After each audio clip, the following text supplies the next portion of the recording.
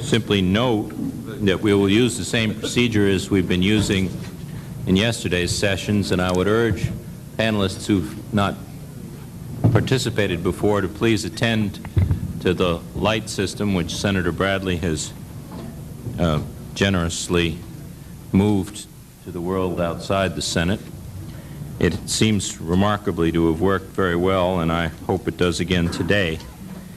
We have a session topic today, Advice to the Next President, Exchange Rates and New Strategic Alliances, which is maybe a little bit broader than would be neatly manageable. I don't want to try to reorganize things all of a sudden, but it seems to me that we may find it convenient after the initial set of 8 presentations to divide the comment period in parts and have the first portion of the comment period concentrate on the exchange rate system and the second part on the larger issues of new strategic alliances, the role NICS will play, the Pacific Rim, and so on. I'll make a judgment after I hear the introductory comments, but I think we may find some need to disaggregate this and try to neaten it. But to start things off, we're very fortunate, of course, to have the distinguished President of the Bundesbank, Karl Otto Perl, who will offer some extended introductory remarks, and then we'll proceed immediately. Thank you very much. Thank you, Mr. Chairman. Let me say at the beginning that I have no intention whatsoever to interfere in internal American affairs, but particularly not in an election campaign.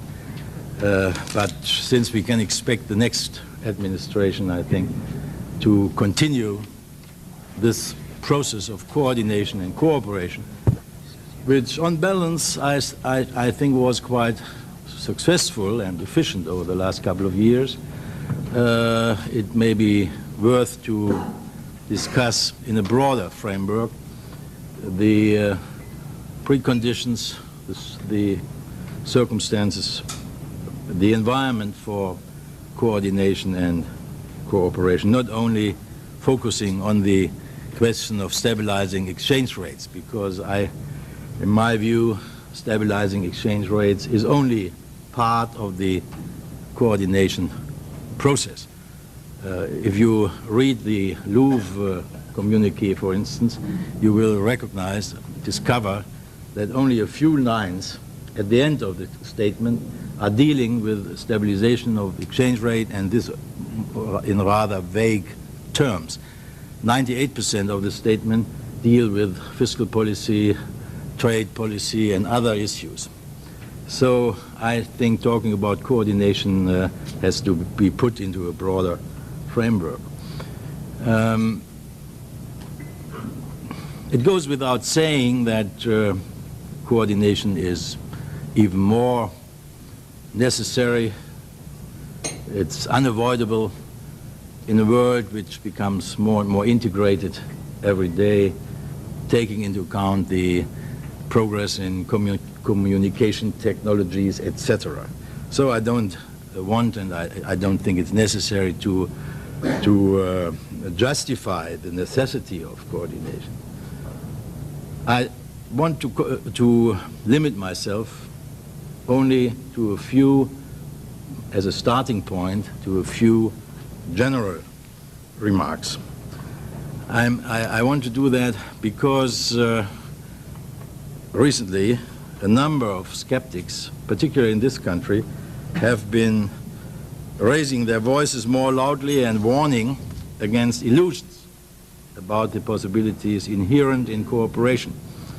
As you will know, for instance, Martin Feldstein, who is here today, goes so far as to recommend the United States to bid a fund farewell to the strategy of international coordination of macroeconomic policy.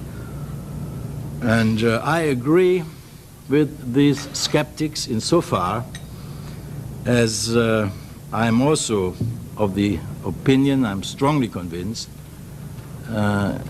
after many years of experience in this business, that necessary economic policy action has to begin at home and that so-called coordination, international meetings, cannot be a substitute for economic policy, fiscal policy, monetary policy action at home.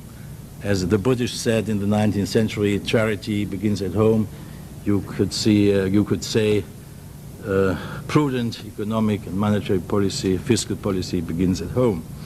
And so-called coordination meetings like Louvre or Plaza or what have you, IMF meetings, G5, G7, G10, OECD, IMF meetings are not a substitute for this necessity. I think that has to be emphasized.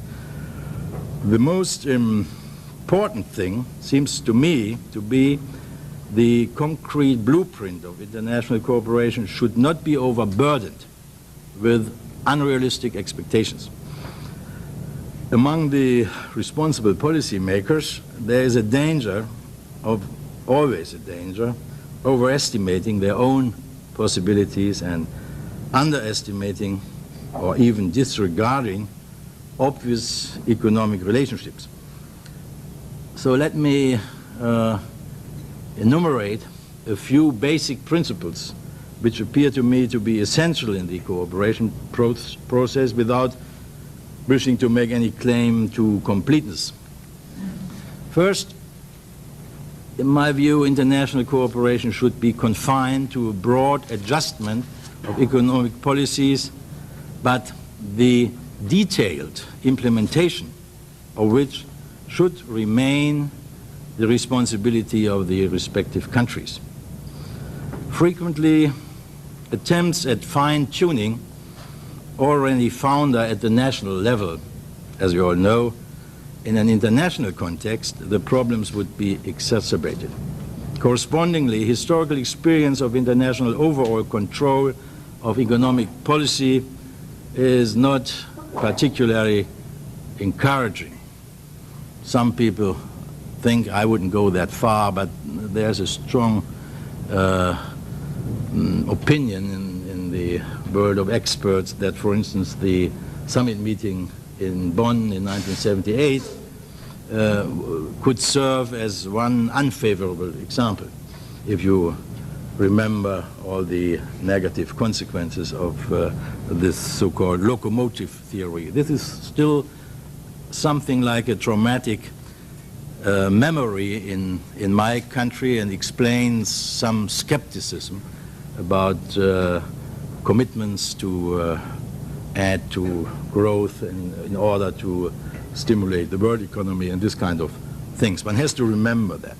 I wouldn't go that far myself. I have a rather slightly more positive judgment, but this at least is very strong distributed in public opinion in my country at least.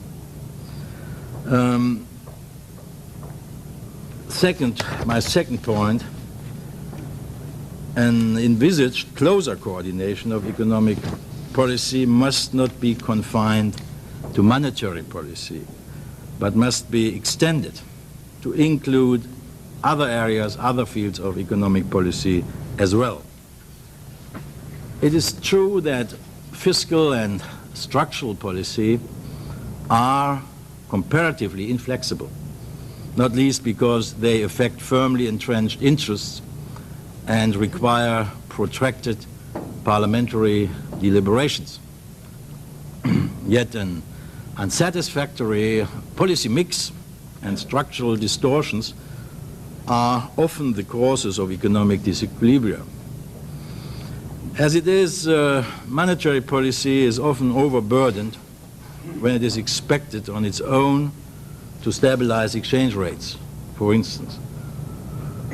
I want to emphasize, I think you wouldn't be surprised hearing that from the president of the Bundesbank, but I think it's necessary to emphasize in the light of the very recent experiences we had again in the European monetary system, for instance, and recalling what happened in October last year, that the first task of a prudent, independent central bank is not to stabilize exchange rates or to stimulate growth, but to maintain price stability as a basis, not as a contradiction, as a basis for achievements in other areas. So this is very often difficult to explain to politicians who think that it's easier to achieve results by putting some pressure on central banks to lower interest rates or not to raise interest rates if the central bank thinks it's necessary. I think that's familiar to all my colleagues as well. That is the situation in most countries. And one of the advantages of having an independent central bank system like the United States or the Federal Republic of Germany is that the central bank is enabled by a wise lawmaker to resist such pressures. It may easily happen that economically inconsistent objectives are set, and it has happened very often, of course, and their achievement perhaps even promised by politicians, even though in this combination they are not attainable at all. Just as an example, very often you can't have stable exchange rates and stable interest rates at the same time, for instance, just as an example. My third point, mechanistic rules and automatically operating economic policy mechanisms should be avoided in the cooperation process because in reality they don't work. So-called objective indicators, which are the focus of so much attention, or have been the focus of so much attention, are no doubt a useful instrument of analysis. We have always used commodity prices as an indicator for our own policy, but it's not more than that. It's no unambiguous instruction for action. The same, I think one can say, it's a slightly different subject, but it can be said also for the concept of target zones, with their obligatory interventions, which may considerably impede a stability-oriented monetary policy and has impeded stability-oriented monetary policy in the past, at times when we had still fixed exchange rates. Rather, without actually stabilizing exchange rate expectation in the final analysis. In this context, I do not intend to be unfair to various authors who understand target zones to mean wide margins of fluctuation for exchange rates and who envisage an adjustment of these margins to inflation differentials, i.e. in principle are thinking of stable real exchange rates. But politically, such shifts in the exchange band, especially when the top or bottom end of the band has already been reached, arouse strong resistance. This fact is borne out by experience of the regionally limited exchange rate system of the European monetary system, for instance. But we have seen similar things, and we are seeing similar phenomena also with relation to the dollar, D-mark rate, dollar-yen rate, etc. If exchange rates become politicized, and if it needs a political decision to change an exchange rate, to move a band, you can be sure that this will be, well, saying the least, very difficult. Fourth point, economic policy coordination should be underpinned by market mechanisms. Under a free market system, and fortunately we live on balance and more or less with some exceptions, but altogether it's fair to say that we still live in a free market world market economy, in such a system, coordination is effected primarily through market processes, above all through price adjustments. Thus, not only the prices of goods, but also those of capital, interest rates, or of currencies, exchange rates, must be able to respond adequately to changed conditions.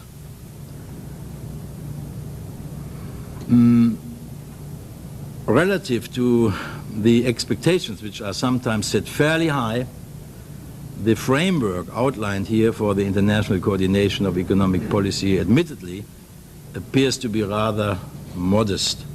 Even so, cooperation among the major industrial countries remains very important. It has now developed into an integral part of the world economic system. And the Bundesbank will certainly continue to contribute to this process of coordination, as we have done in the past. One should not forget that we are one of the members of the EMS, of the fixed exchange rate system in Europe from the beginning. There are only 3 countries who participated from the beginning and have never left the EMS in Europe. And of course, we have played, I think it's fair to say, a significant role also in the coordination process after Plaza and Louvre. For instance, last year we have increased our currency reserves by almost 50%, more than 40 billion D-marks, partly due to intervention in the both in the dollar market and in the European monetary system. The bank has to play a role, but because we have to play such a role, I think it's necessary to be realistic and not to raise expectations in the markets which we cannot fulfill. Let me add one last word, Mr. Chairman, on the very near future. I think we have good reasons to be relatively optimistic with respect to a successful management of exchange markets, monetary markets, etc. If you ask yourself what should be coordinated at this particular juncture, I would say the answer is pretty easy for monetary policy. For central bankers, the answer is very easy. For the president of the Bundesbank, it's particularly easy because my answer is what we have to coordinate as central bankers for the time being is to keep inflationary pressures under control. I know you will say that was exactly what we expected him to say, but nevertheless, maybe you could nevertheless consider whether it's not correct. Because I'm not the only one who is saying that. This view is shared, for instance, by the IMF in its recent World Economic Outlook, where they say, I quote, among other things, global acceleration of inflation would seriously threaten the prospects for continuing economic expansion. And so I agree with the IMF, and I think I share this view also with my American colleagues from the Fed, that monetary authorities, central banks, should keep a firm grip on inflation. And so the recent decisions of the Fed and the Bundesbank and many other central banks in Europe, I think were well timed and have been already proven to be successful. Because I don't want to to be too optimistic, but I think there are some indications that inflationary expectations are beginning to change.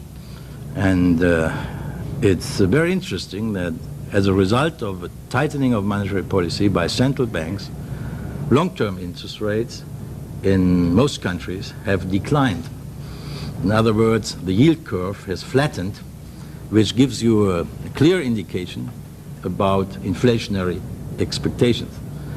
And there are other indications as well. Look, for instance, what happened to the gold price, which was always considered as an inflation indicator. I've read in the Financial Times that the word Pearl, my name Pearl, has become a cuss word in Washington, like Stoltenberg. But I take the risk, and I think it's very necessary it was very necessary, and maybe it will be necessary again, if unavoidable, to give a signal to the markets that central banks, the leading central banks of the world, as a group, are determined to cooperate to keep inflationary expectations under control. It was actually the inflationary expectations which have led, in my view at least, to the developments in the stock markets last year. And we have paid a high price, and you in this country in particular have paid a high price to get inflationary expectations out of the system. And it would be a tragedy if we would see a repetition of this vicious circle of higher inflation, higher interest rates, and finally a recession. I think it's a much better scenario to tighten monetary policy as early as possible and necessary in order to avoid this vicious circle. Finally, we have enjoyed 6 years of economic expansion, the longest period in history, at least in this century. And I think it has something to do with the fact that there was never something we had in the 70s and the 60s, always overheating, and then the central banks had to break, and we got extremely high interest rates, and then finally a recession.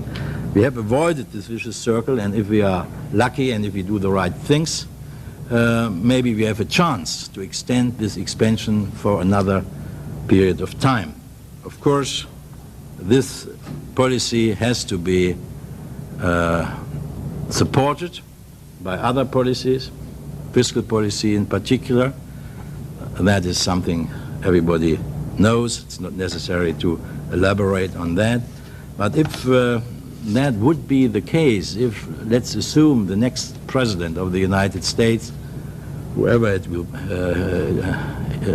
he will be, would announce a firm, determined policy to reduce budget deficits, and combined with the prudent and successful monetary policy, I think we can expect under this premise, under this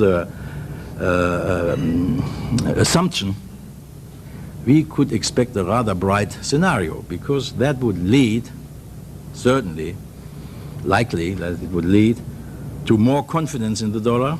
It would strengthen the exchange rate of the dollar, and that would finally lead to lower market rates, interest rates in the markets, with the result that the economic expansion could be extended.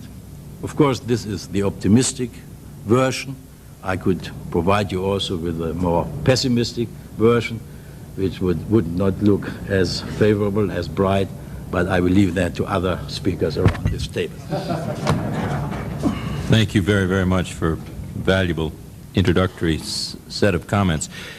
I should just note before calling on the next speaker that, as was the procedure yesterday, in each case I'm simply going to ask a person to speak by noting their name.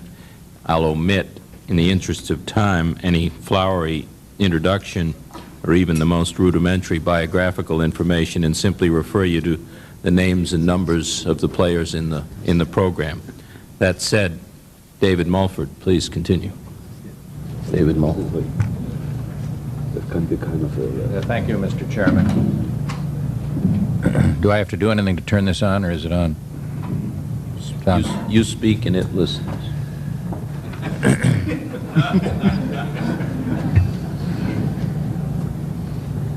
Well, following on the remarks of President Pearl, my proposition, not surprisingly, will be that the G7 coordination process that we have today, or something very like it, will survive into the future.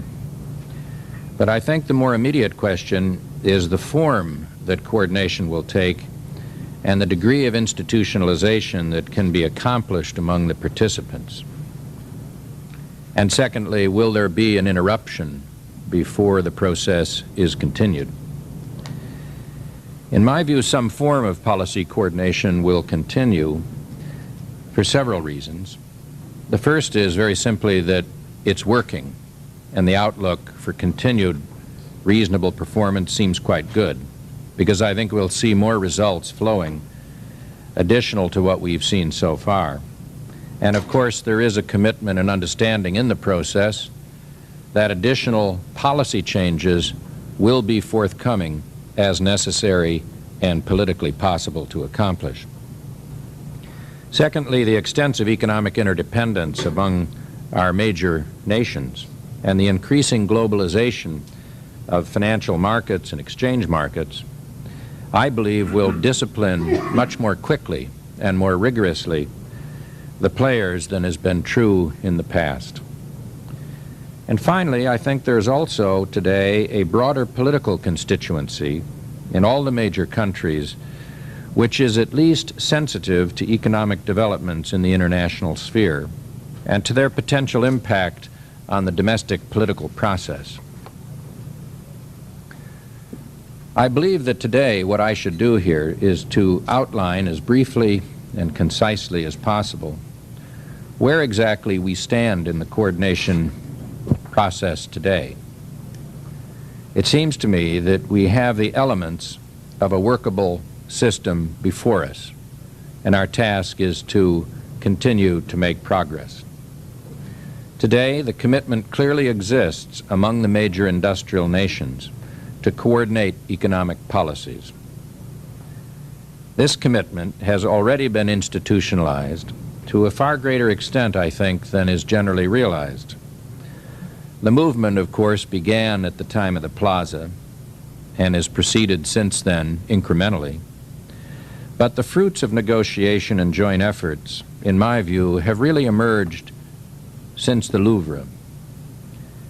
Looking back at that period, back towards the Louvre, it seems to me that two very important general developments occurred. One was the final procedural arrangements and agreement on the database to be used first for the surveillance of our economies, and second, for the effort to ensure greater consistency is established among the group in its efforts to accomplish adjustment.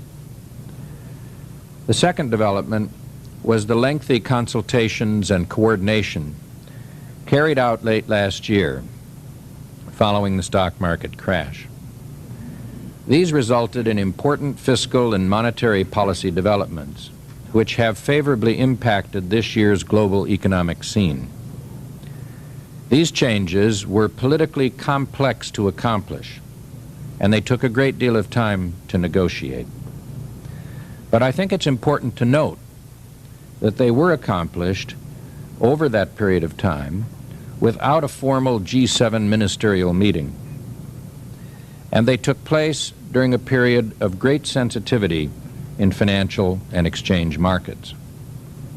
In my view, looking back at that period, more was accomplished in those weeks by that process of consistent, almost daily coordination than could have resulted from any one particular G7 ministerial meeting on a given day. We now have in place a broad framework and process which is agreed and is being implemented among the seven to attempt to coordinate their policies. But what does this actually mean? What are the features of the new process? And why is the progress real? First, there is regularity of consultations at ministerial and deputy levels. This is important because too often in the past, certainly in my experience, we've seen a great deal of ad hoc development, poor preparation, inconsistent and not comparable data being used, and in fact a process in which senior officials from the various countries are really talking past one another instead of really engaging in a dialogue.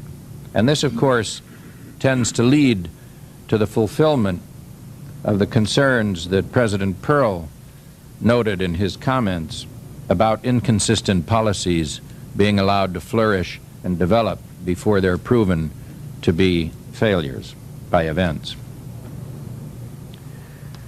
As you all know, we have also agreed on the basic economic indicators that will be used between us and where, for the moment, among those indicators to concentrate our attention. We have developed medium-term projections and objectives running out 4 or 5 years. The medium-term exercise has been placed on an annual cycle basis, with performance reviewed at regular intervals. For this purpose, we have developed performance indicators covering the more immediate period before us. Their purpose is to help us assess progress, that is, whether or not actual performance is consistent with both short-term expectations and medium-term objectives and projections. Perhaps this point deserves special emphasis. We are not just using the diverse numbers of each country, produced on differing cycles, because with valuable assistance provided by the IMF over the past 12 to 18 months, we have agreed a basis for comparable data covering the period of 4 to 5 years, so that very significant differences in data preparation, reporting and presentation of data, timing and comparability have been greatly reduced. So, at least in my view, it's fair to say today that if we're not dealing with oranges and oranges, at least we're dealing with oranges and tangerines.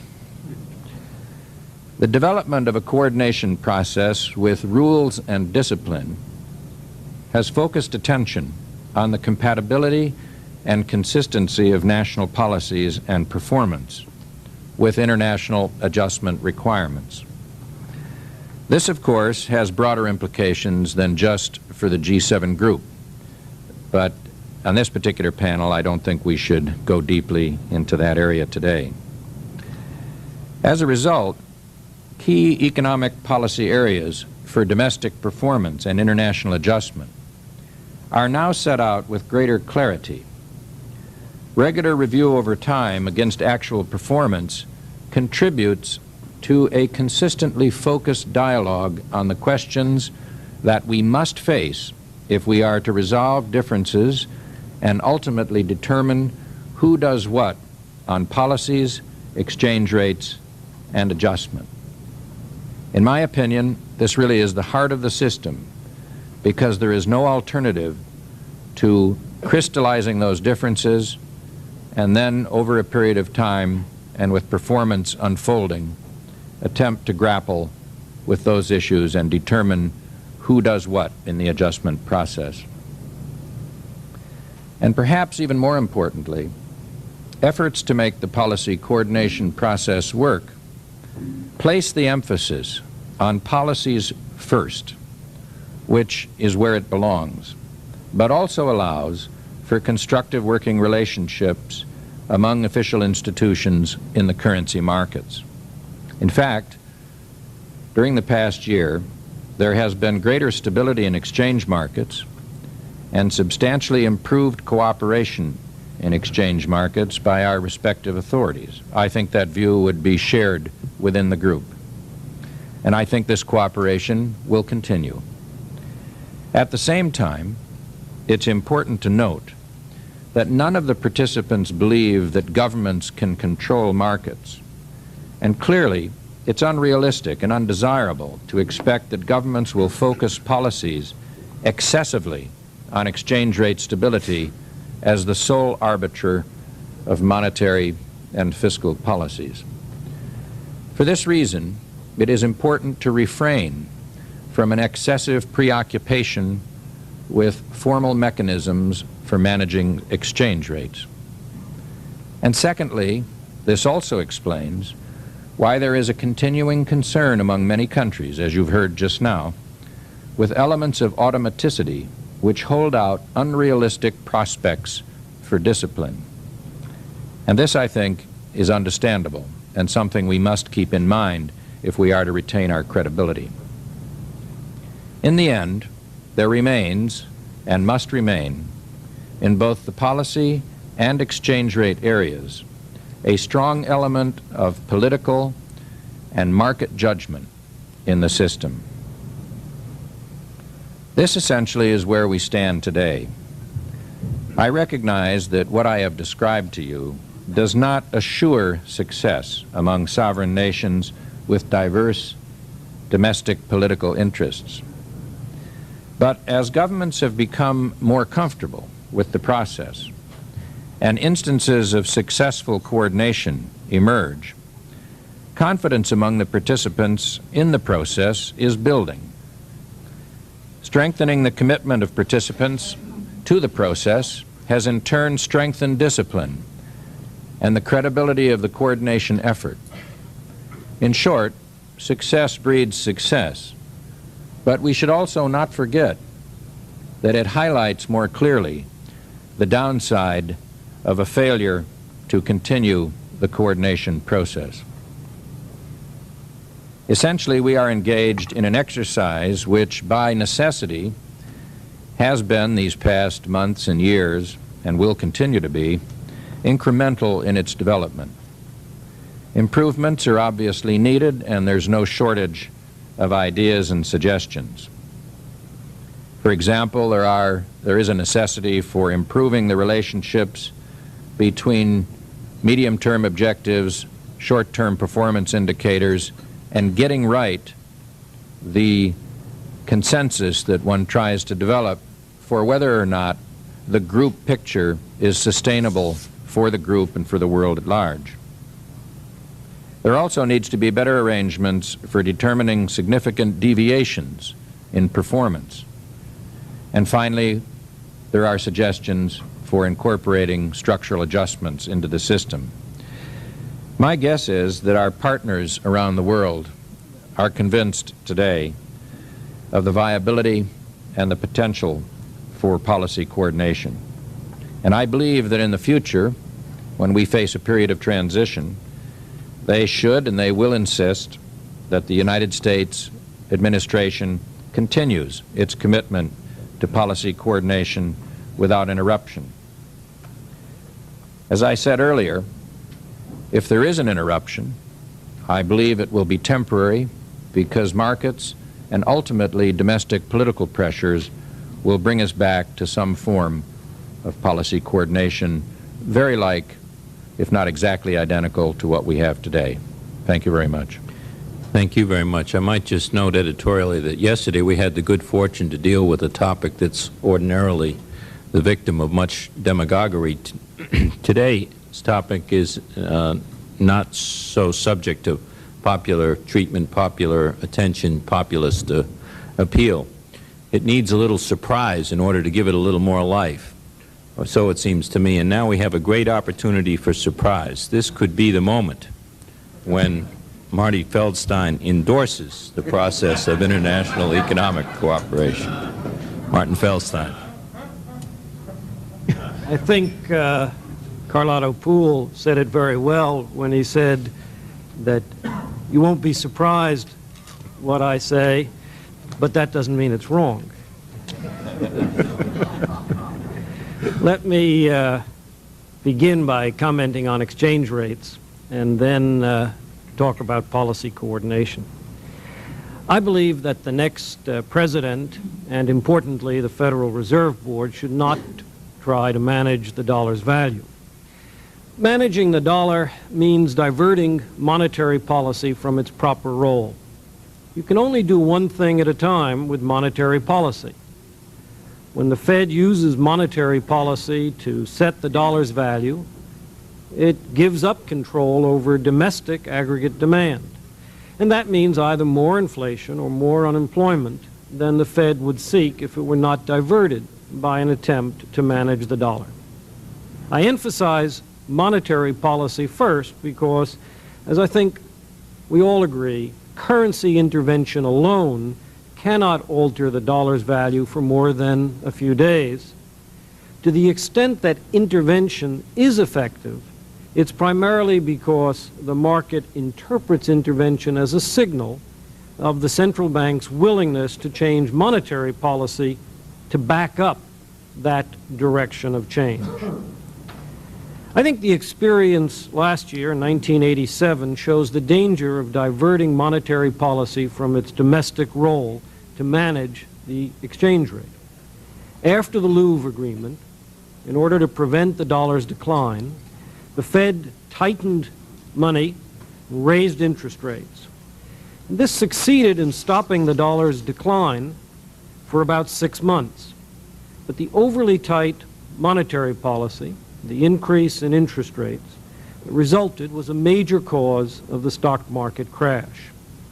Fortunately, after October 19th, the Fed abandoned explicitly the exchange rate target and focused on the domestic economy. If it had not, if the Fed had continued a tight monetary policy aimed at supporting the dollar, we would be in recession today.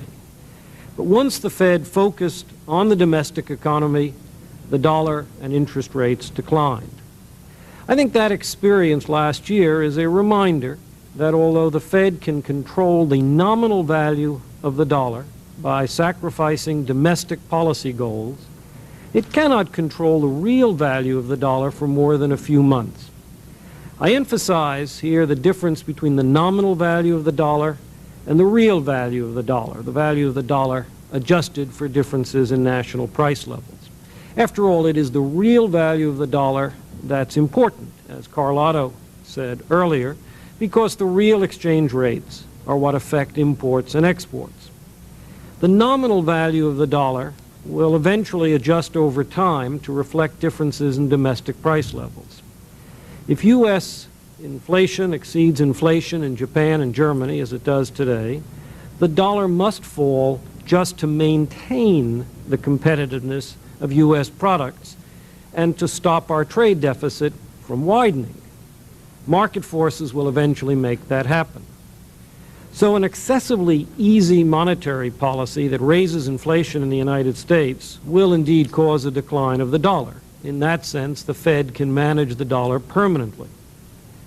But it's only affecting the nominal value. The real inflation-adjusted value of the dollar that impacts exports and imports will not be affected and will ultimately be guided by the basic factors of the U.S. savings and investment rates, by the productivity of our industry, and by the preferences of American and foreign consumers.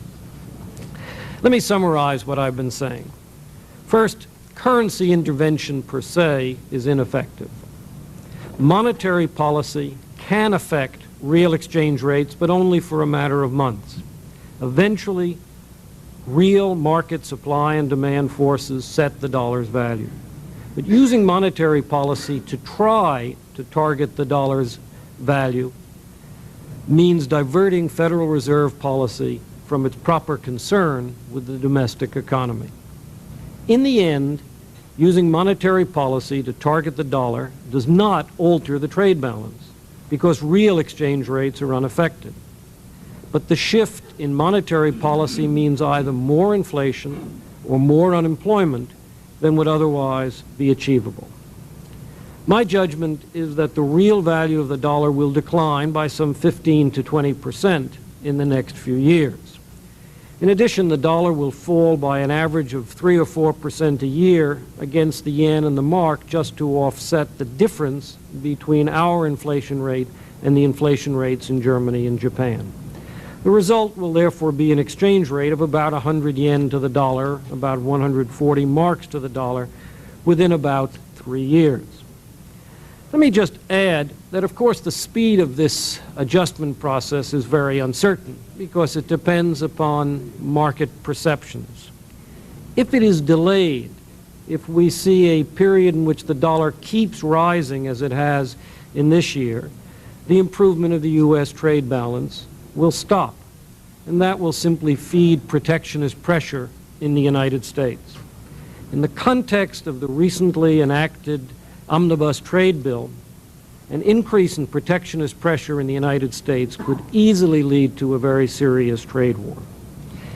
I discussed some of these issues in yesterday's Wall Street Journal, and I suggested there that the time has come for the G7 to redefine dollar stability in a more sensible way. That is, as real exchange rate stability rather than the stability of nominal exchange rates. That means allowing the dollar to decline over time, or recognizing that the dollar must decline over time by enough to offset the differences between U.S. and foreign inflation rates. I was very pleased when Dr. Poole earlier in his remarks made a similar kind of statement. Let me now turn briefly to the issue of G7 coordination. I think that the next president should refocus international economic cooperation on preventing trade wars and on expanding international trade. The emphasis on macroeconomic policy coordination that developed in the last 2 years should simply be allowed to fade away. Since David Mulford emphasized in his remarks the creation of comparable data by the IMF so that ministers and their deputies and central banks can compare the performance of different countries, let me say that I, of course, think that's a very good idea. Indeed, those data, comparable data of that sort, should be published, should feed a general public discussion about these issues. But that's very different from actual macroeconomic coordination of the sort that has been advocated and discussed in the last 2 years. Now, much of that recent macroeconomic coordination has just been exchange rate management. I've already said why I think that's a bad idea. But more generally, during the past 2 years, the so-called coordination process has emphasized two macroeconomic goals. First, getting Germany and Japan to pursue expansionary macroeconomic policies, and second, getting the United States to reduce its budget deficit. That has been solemnly pledged in communique after communique since the Plaza. Although some of the people who are directly involved may believe that the coordination process has been successful in achieving those goals, I read the evidence very differently. The United States budget deficit has indeed declined in the last few years, but I do not believe that any of the deficit reduction actions of the Congress or the administration were actually influenced by the G7 coordination process. I doubt that any knowledgeable observer of Washington's policy process could be convinced that the U.S. budget policy is influenced by G7 summits or ministerial communiques. Germany has shown that it has a very clear view of its own economic conditions and its own appropriate policies. Germany has not allowed itself to be goaded into speeding up its tax reduction or into easing its monetary policy. Japan did indeed pursue an expansionary monetary and fiscal policy in early 1987, but for good domestic Japanese reasons, and not, I believe, because of the G7 coordination process. But the ineffectiveness of the G7 coordination efforts doesn't really matter. The evidence is clear that faster growth in Japan and Germany has little effect on the U.S. economy. And Japan's own spectacular recovery in the second half of 1987 and continuing through this year, despite the relative weakness of the U.S. economy last year and of the European economies, and the very dramatic rise in the yen, that is, despite the total failure of international coordination to provide a better external environment for Japan, shows that a country can flourish if it pursues good domestic policies, even if the external environment is adverse. So let's permit the rhetoric of macroeconomic coordination to fade away so the process of international economic cooperation can focus on more important things. Thank you. Thank you very much. I will interpret the forecast of the yen at 100 as the significant reversal. It's not going to 80. Excuse me, the dollar yen at 100, not going to 80.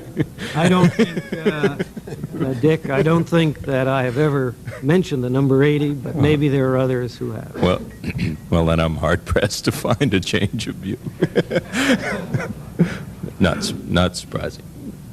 Appreciated. However, thank you very much. Larry Summers, next, if you would. Thank you.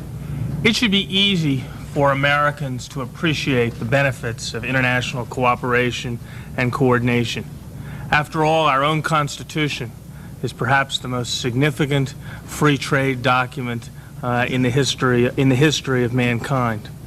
The crash of last October, which occurred in every major financial center, more or less in unison, just serves to underscore the extent to which nations are linked, and the linkages have important effects for their national economies.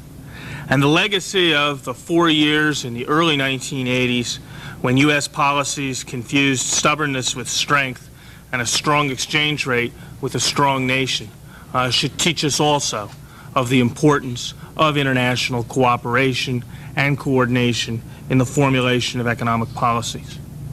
The United States was able to drive real interest rates to unprecedented levels, to drive the dollar through the roof, to transform itself from the largest creditor nation in the world to the largest debtor nation in the world, to dislodge American manufacturers from world markets, both at home and abroad, acting unilaterally. It is much less clear that we will be able to unwind the imbalances that have been created to assure the soft landing that we all desire without international cooperation and international coordination. Let me say a word about the process of international cooperation and coordination. As an academic economist, I yield to no one in my enthusiasm for accurate statistics, for statistics which everyone can agree on, for common bases for international statistics.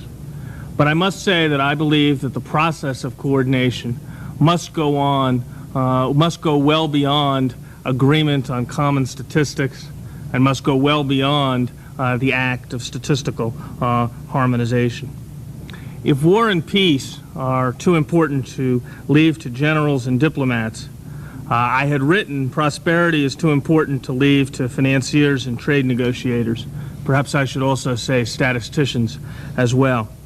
Our next president must personally take the lead in setting the terms for an evolving international economic alliance. Economic issues in international relations must be on the front and not on the back burners. We must seek, not as has already been said, rigid policies that are governed by rule, but instead we must remain flexible in maintaining a capacity to respond to changing conditions, to be pragmatic in shaping our approach to international economic policy coordination. What are the elements of the coordination and cooperation we must seek? First, I believe we need to seek pragmatic exchange rate policies. Never again must the dollar be allowed to fluctuate in the way that it did in the first half of this decade.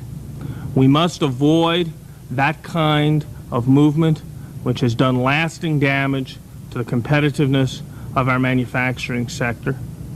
We must make sure that exchange rates are not again used as a safety valve to allow an inappropriate domestic policy mix to be prolonged and protracted. If the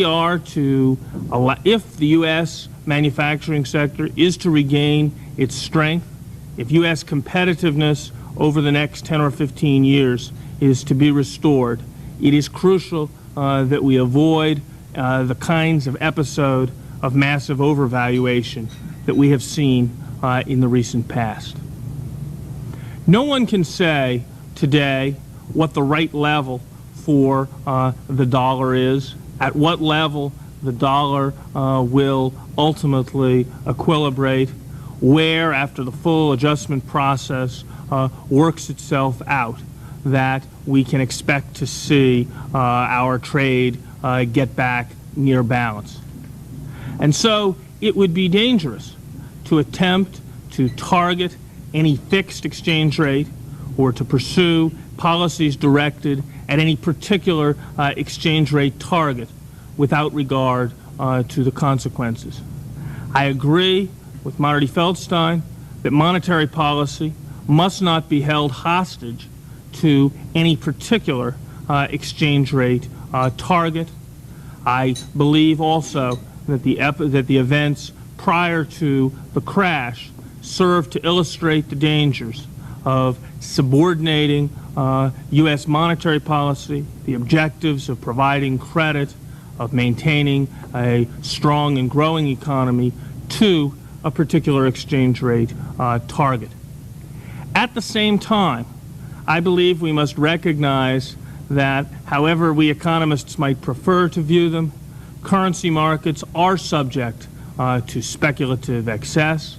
The episode of late 1984 is just one dramatic illustration of that. And there is a role for coordination in providing guidance to markets as to where exchange rates should go. And there is a role for coordination in cooperation in stabilizing expectations and avoiding excessive fluctuations. While it is inappropriate to set a particular target for the dollar in the current environment when imbalances in the world economy are large, I am hopeful that at some point in the future, when imbalances have been reduced, when we do not have the kinds of large imbalances that we have today, that it will be possible to innovate, to craft institutions that can more durably ensure that we do not see major exchange rate fluctuations. I think the comments about target zones, flexibly understood, were appropriate. No fixed exchange rate, but I think it may well be desirable to allow for wide target zones to stabilize exchange rates after current exchange rate, after current fluctuations, the current imbalances have been eliminated. But we must remember that coordination and cooperation ultimately are about means as well as about ends. And that's why one has to be concerned with the implications for the coordination process of continuing large budget deficits in the United States. The recent appreciation of the dollar at a time when the U.S. manufacturing sector is still running a very substantial trade deficit, an appreciation that resulted in significant part from a collision, both in present and in anticipation, of fiscal and monetary policy, seems to me to have been unfortunate. And we must hope that as part of the coordination process, the U.S. will do its part by getting budget deficits under control early and promptly in the next administration. Beyond exchange rate policy, there is a crucial role for international cooperation and coordination in opening markets, in ensuring that we seek more trade, not less trade. Where market barriers to markets, to exports, can be brought down on a universal, multilateral basis, that is all to the best. But where we can move ahead faster in opening markets by negotiating agreements on a smaller scale, that too has a role. To play. Our objective must be facilitating more trade, not less trade. And there is a role for the process of international cooperation and coordination in spheres other than trade and macroeconomic policy. I think particularly of the debt problem that was discussed yesterday. The debt problem is not just a financial problem for some major banks. It is a major political problem in Latin America and a substantial contributor to worldwide trade balances, particularly the United States trade deficit. Managing the debt problem cannot be the province of any one country. Nations running large surpluses can and should contribute, both by infusing assistance and by accepting the exports of debtor nations on a scale to which they have not been accustomed. The next Secretary of the Treasury would be well advised to look favorably, as the last Secretary of the Treasury has not, on initiatives from major surplus nations to make a significant contribution to resolving the debt problem. Thank you. Thank you very much. Mr. Oba, please. Thank you, Mr. Chairman. This one.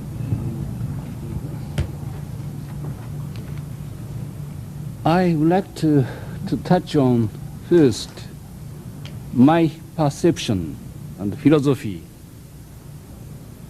as for current world economy, and then coordinated policies among G7 and exchange rates.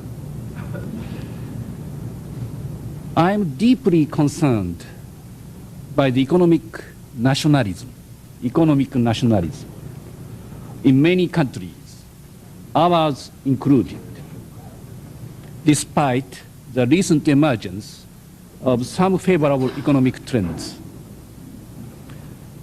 In today's interdependent world, rising nationalism must eventually result in a significant setback and downward spiral in the world economy.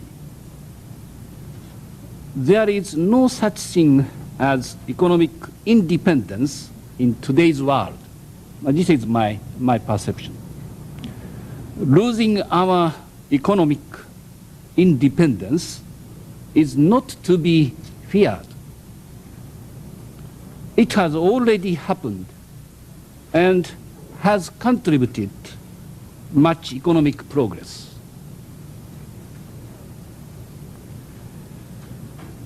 We have only a choice. We have to correct imbalances and increase world economic growth through cooperative macroeconomic policies.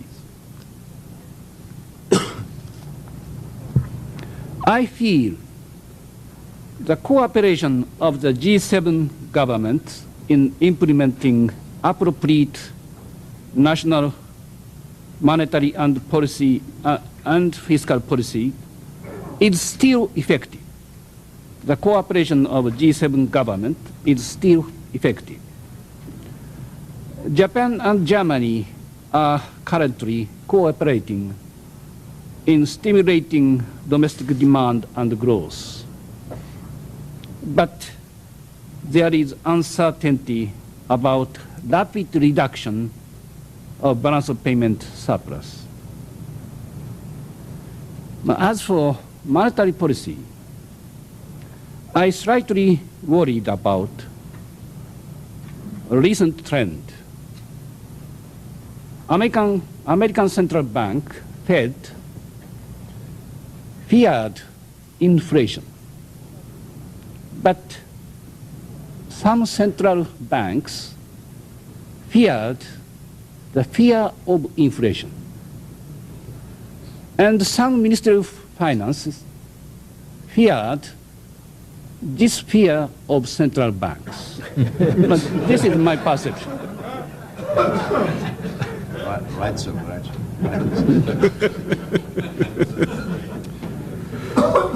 The United States must reduce the budget deficit, and the trade deficit must move toward balance. It's natural. I stated the cooperation of the G7 is still effective. When the stock market crashed on Black Monday 1987, some might have had a feeling that the cooperation of G7 had collapsed. Before Black Monday, the United States has not been very enthusiastic about the reduction of the budget deficit. And Bundesbank and Bank of Japan, I didn't say some central banks, Bundesbank and Bank of Japan kept interest rates higher. Therefore, stock prices were lowered by the invisible hand of God.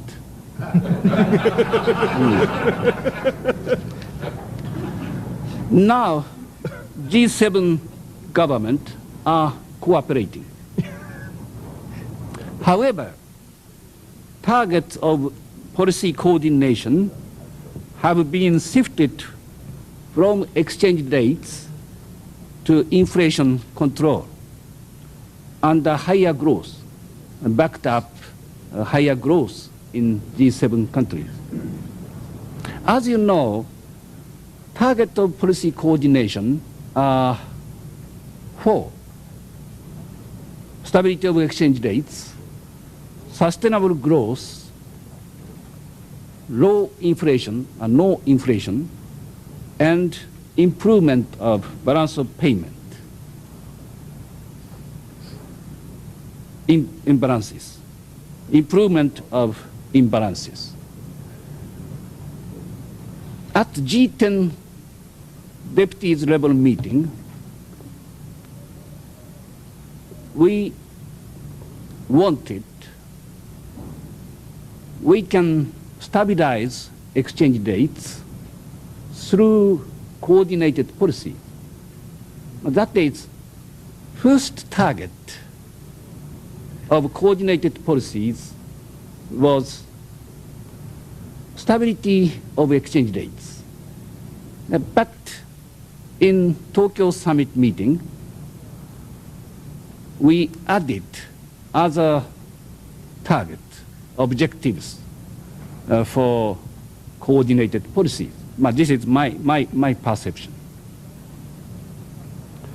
Seeing these factors above, just before I stated, coordinated policies are now effective. Seeing the factors above, until the beginning of next year, it is unlikely that invisible hand of God will appear.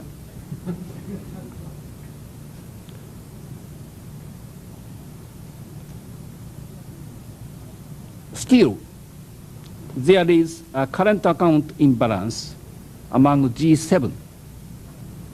However, imbalance can be settled through a mini adjustment. But this is my feeling. Turning to exchange rates. In Plaza Agreement, we tried, Mr. Darman and Mr. Marford, tried drastic change from strong dollar and strong America to weak dollar, strong America.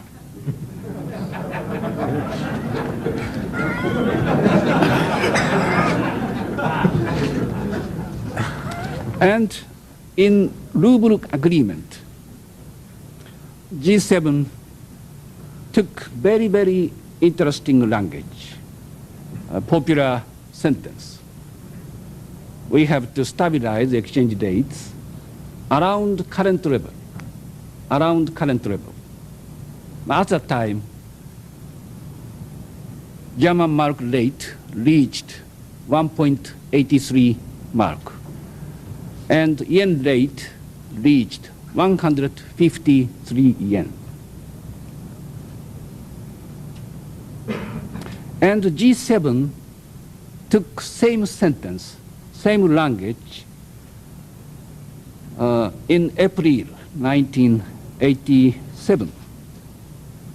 At that time, German mark rate was stable, 1.83 mark against $1. But yen rate strengthened. That is, yen rate reached 145 yen against $1. And Black Monday came. Stock price declined and US dollar declined. Saying exactly after 1 week. In first 4 days, American security houses heavily intervened in the market. American security houses continued to sell Japanese stock, and they had US dollar. It reached almost $8 billion.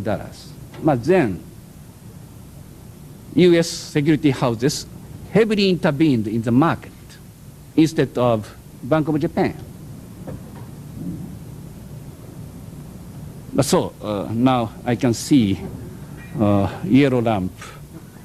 So I would like to conclude my remarks. Now I worry weak dollar might contribute weak America. So I welcome a recent appreciation of the US dollar. The US dollar should be stronger. But this is my philosophy. Without that, the United States will not keep strong hegemony, strong leadership in the world economy. Finally, I strongly hope the stabilization of exchange rates through coordinated policy, monetary and fiscal policy. Not hard system. And I still believe strengthening of surveillance would be essential, and peers' pressure would be effective. But we couldn't achieve those without strong political will. But this is my comment. Thank you, Mr. Chairman. Thank you very much. Mr. Soros, please.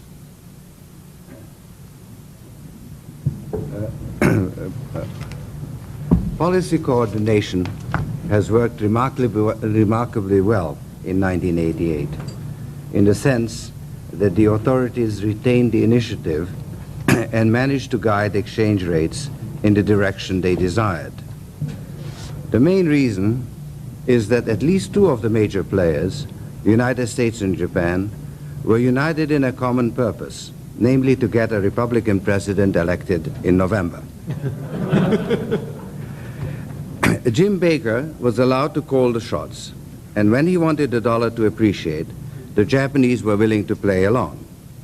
The Germans were somewhat less cooperative, and whatever tensions have developed have been due to the reluctance of the Germans to see the mark depreciate.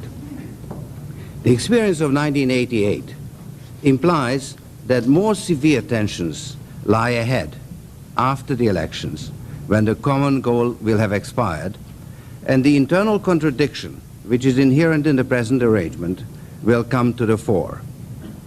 You cannot have exchange rate stability in nominal terms and an interest rate differential which favors the dollar by a substantial margin. How this internal contradiction will be resolved is the key question that preoccupies me as a market participant today. I believe, somewhat divergence from what Mr. Ober has said, that the Japanese have a clear-cut policy objective. They want to see the yen appreciate at a rate somewhat in excess of the interest rate differential. This will validate the interest rate differential and give Japan a significant edge in the pursuit of financial supremacy.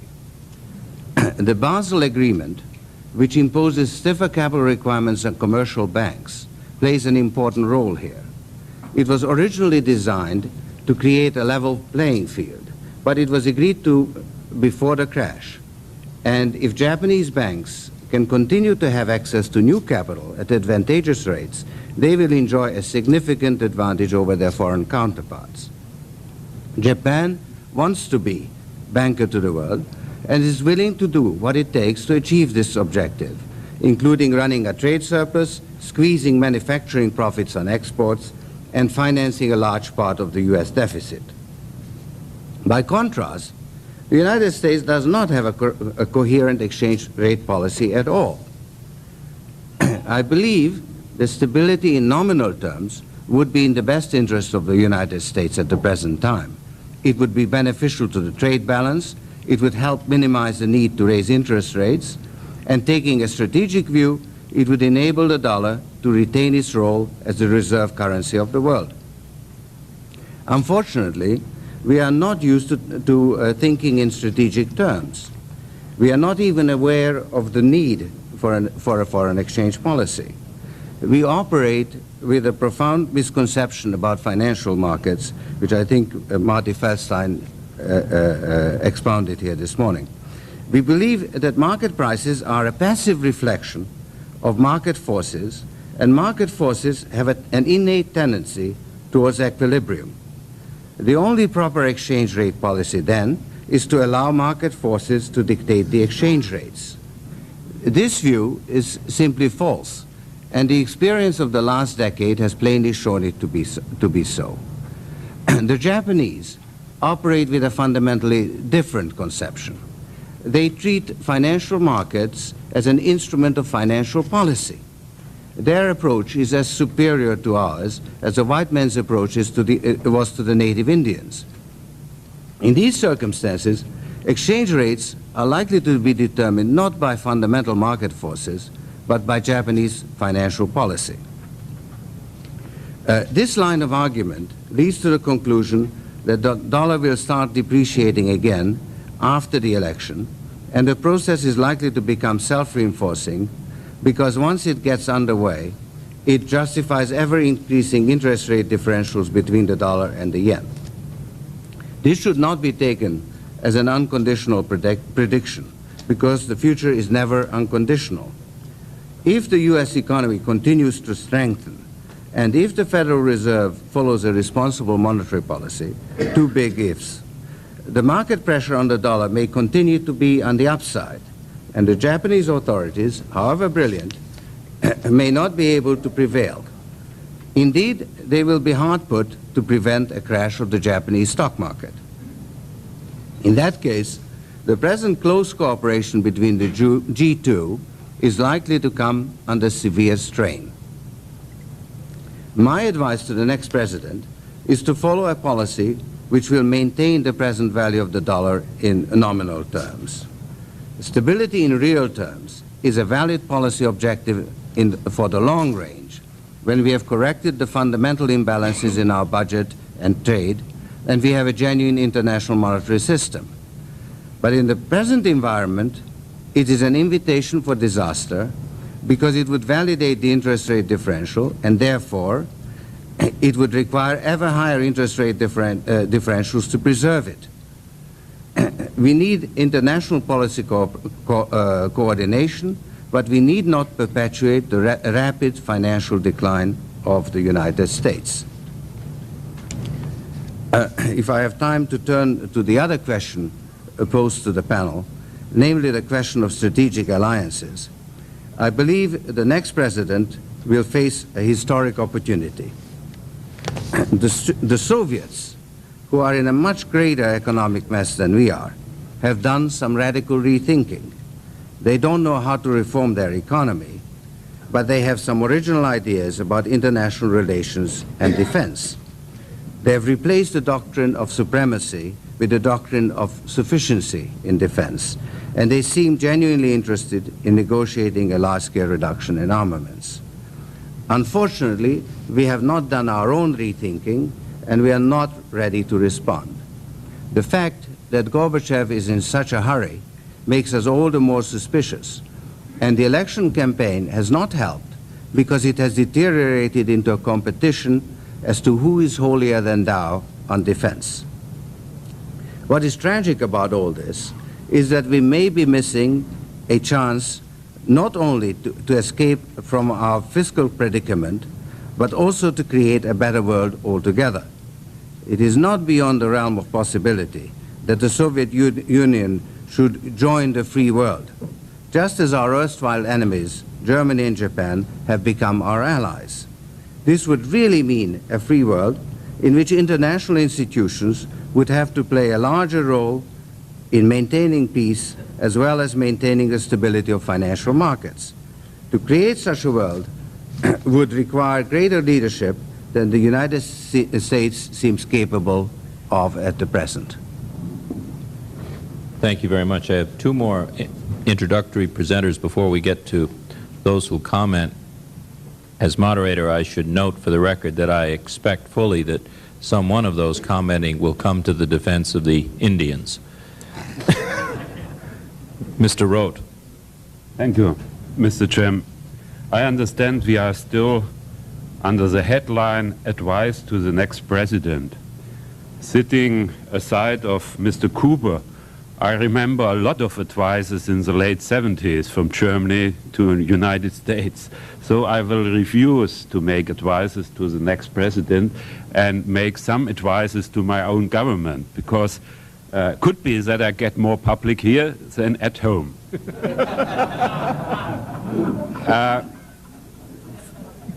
The fact that the world economy after Black Monday is in a better condition than nearly everybody expected should not make us blind optimists. The world economic problems have not disappeared, not the imbalances, not the deficits. To solve the problems, much will depend on credible policy decisions by the next president, as well as on the economic policies followed by Western Germany and Japan, and by confidence-creating measures of all Western countries together. Let me say a few words about Germany's contribution to growth and to the reduction of trade and current account imbalances. As you will perhaps know, Germany's GNP has grown by 3.9% during the first half of this year. For low-growth Germany, this sounds spectacular. It is not so much. Statistical factors, a mild winter, have helped to push the growth rate. In addition, tax cuts of 0.7% of GNP have become effective at the beginning of this year. But more important, the growth was strongly helped by increasing exports, especially to the European community. Our trade and current account surpluses with those countries have increased tremendously over the last years. And certainly, these growing intra-European trade imbalances cannot continue indefinitely, but have to be adjusted someday, like the imbalances to United States. For '89, the government of Germany has decided to increase consumption taxes and social contributions. The government itself expects the economic growth to slip back again from the 3% of this year to maybe 2% next year. So if you look behind the 3.9% growth figure in this year, first half, our economic performance is not as bright as it might seem nationally and internationally. We still have, I think, export-led growth overall. We are not really a strongest European country pulling other European countries, in the opposite. We should have next year more domestic growth and more imports from other European countries and widens their scope for economic expansion. I think we need still greater efforts to coordinate the policies of the major industrial countries. Up till now, coordination within the group of 7 was mainly bearing on monetary policy. In the future, we need also flexible control of fiscal policies. We cannot rely only on interest rates to steer both exchange rates and the level of the domestic demand. We must rediscover fiscal policy as a tool of economic management. Saying this means that we not only have to continue the G7 coordination process. I'm personally convinced that the wild fluctuation of the dollar exchange rate over the last 10 years, which have largely been the result of the lack of policy coordination, have very much contributed to the increasing protectionism mood in a lot of our countries. Therefore, if we want to avoid further damage of the international trade, we need more stable exchange rate movements and not only crisis management. The question is raised whether the pull of the Pacific Rim will gradually shift the US policy emphasis away from Atlantic Economic Alliance. Of course, the Pacific area is very attractive because of its dynamism. But the actual economic size of Europe is still bigger than the size of the Pacific area, the economic size.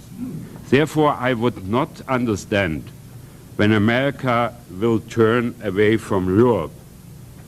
I think it would be not in the very interest of America. Let me demonstrate this in some simple figures. When we get in 1992, the free internal market, which we will then have, has 340 million inhabitants. US has 240 million, Japan has 120 million. We will have a GNP which is close to the United States GNP and nearly double as high as the Japanese GNP. EEC exports, excluded internal EEC trade, which then are 80% higher than the United States and the Japanese exports.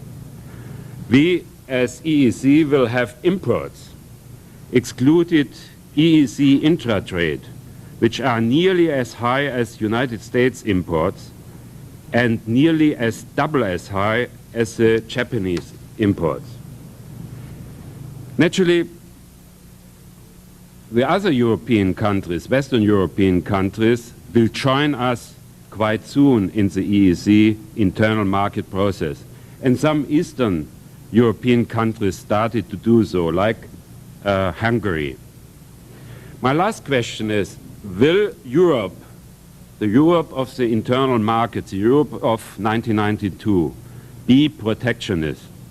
I've heard many fears in America on that.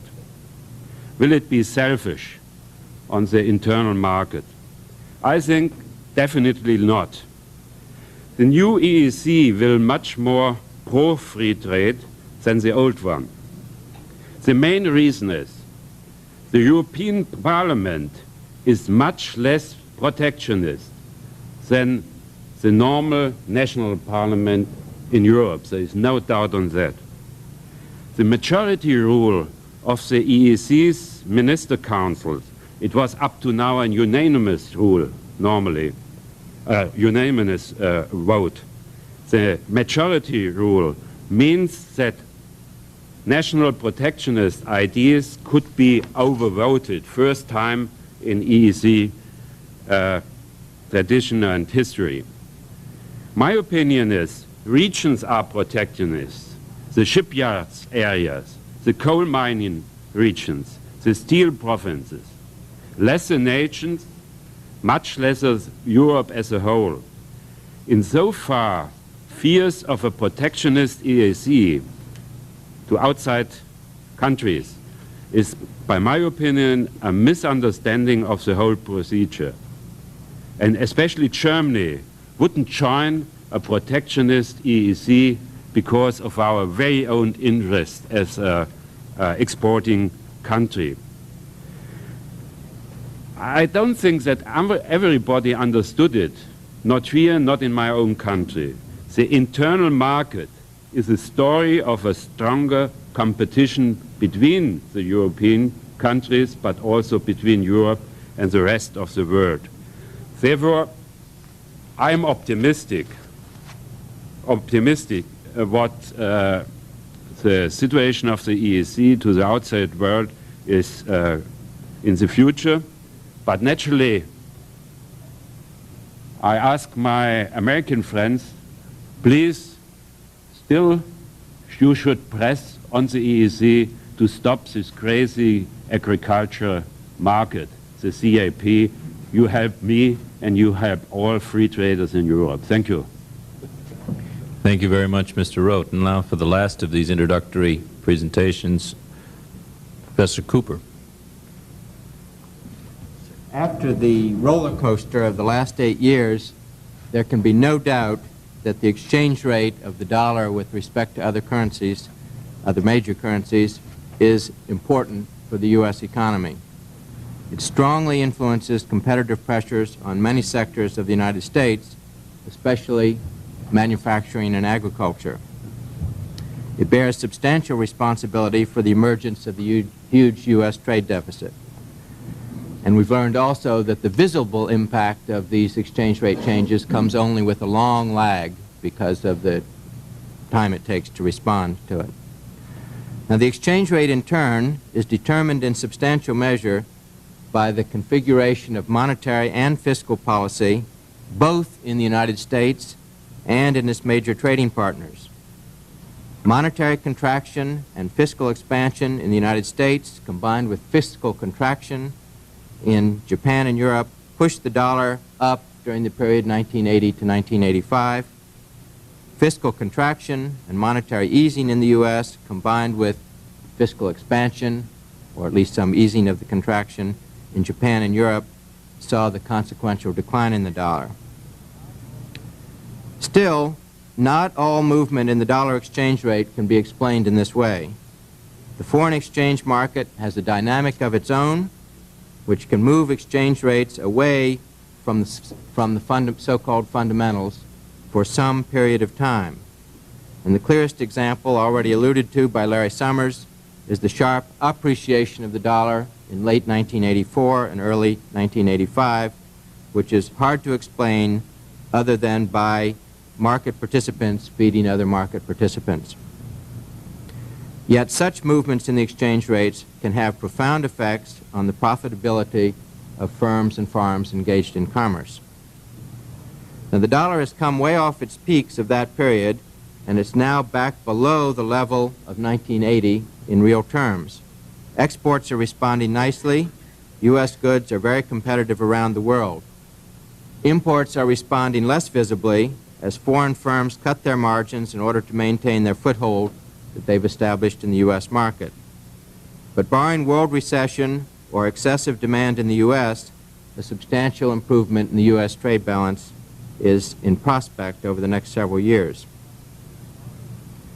Some have argued that the dollar depreciation has not gone far enough to eliminate the U.S. trade deficit. It might be so. But the fact is, we do not know, and in any case, elimination of the U.S. current account deficit in the near future is an unlikely prospect so long as developing countries, especially in Latin America, which are very important markets for American goods, remain under their heavy and unresolved debt burden. We're not likely to eliminate the major disequilibria of the world without solving the debt crisis.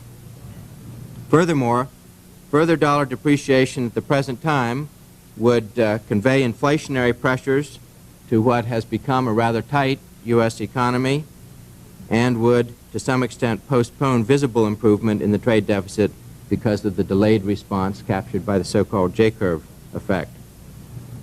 Now, there's another reason to resist further sharp depreciation of the dollar at the present time, and that is it would make even cheaper, in the eyes of Europeans and Japanese, real assets in the United States, and would encourage foreign takeovers of American firms. I am not against foreign investment in the United States. On the contrary, foreign takeovers are helpful to the U.S. economy if they bring fresh management with new ideas. But if they arise just because of bargain basement prices, they merely transfer wealth to non-Americans in the form of future capital gains as the value of the assets reattain their equilibrium levels. Furthermore, I think extensive takeovers will make even more difficult rectification of the trade deficit as they establish preferred intra-firm channels of trade which resist response to relative price movements. And we've seen that in a number of examples during the last several years, where the trade has not responded nearly as rapidly as one would guess on the basis of exchange rate changes, because essentially they're intra-firm transactions, and they don't want to hurt Part B of the firm by expanding Part A. So I conclude that for the time being, we should not be eager to see a sharp further depreciation of the dollar, nor should we welcome a sharp appreciation. A period of stability would be desirable, to be followed by further major adjustments in a few years' time, only if that seems necessary at the time.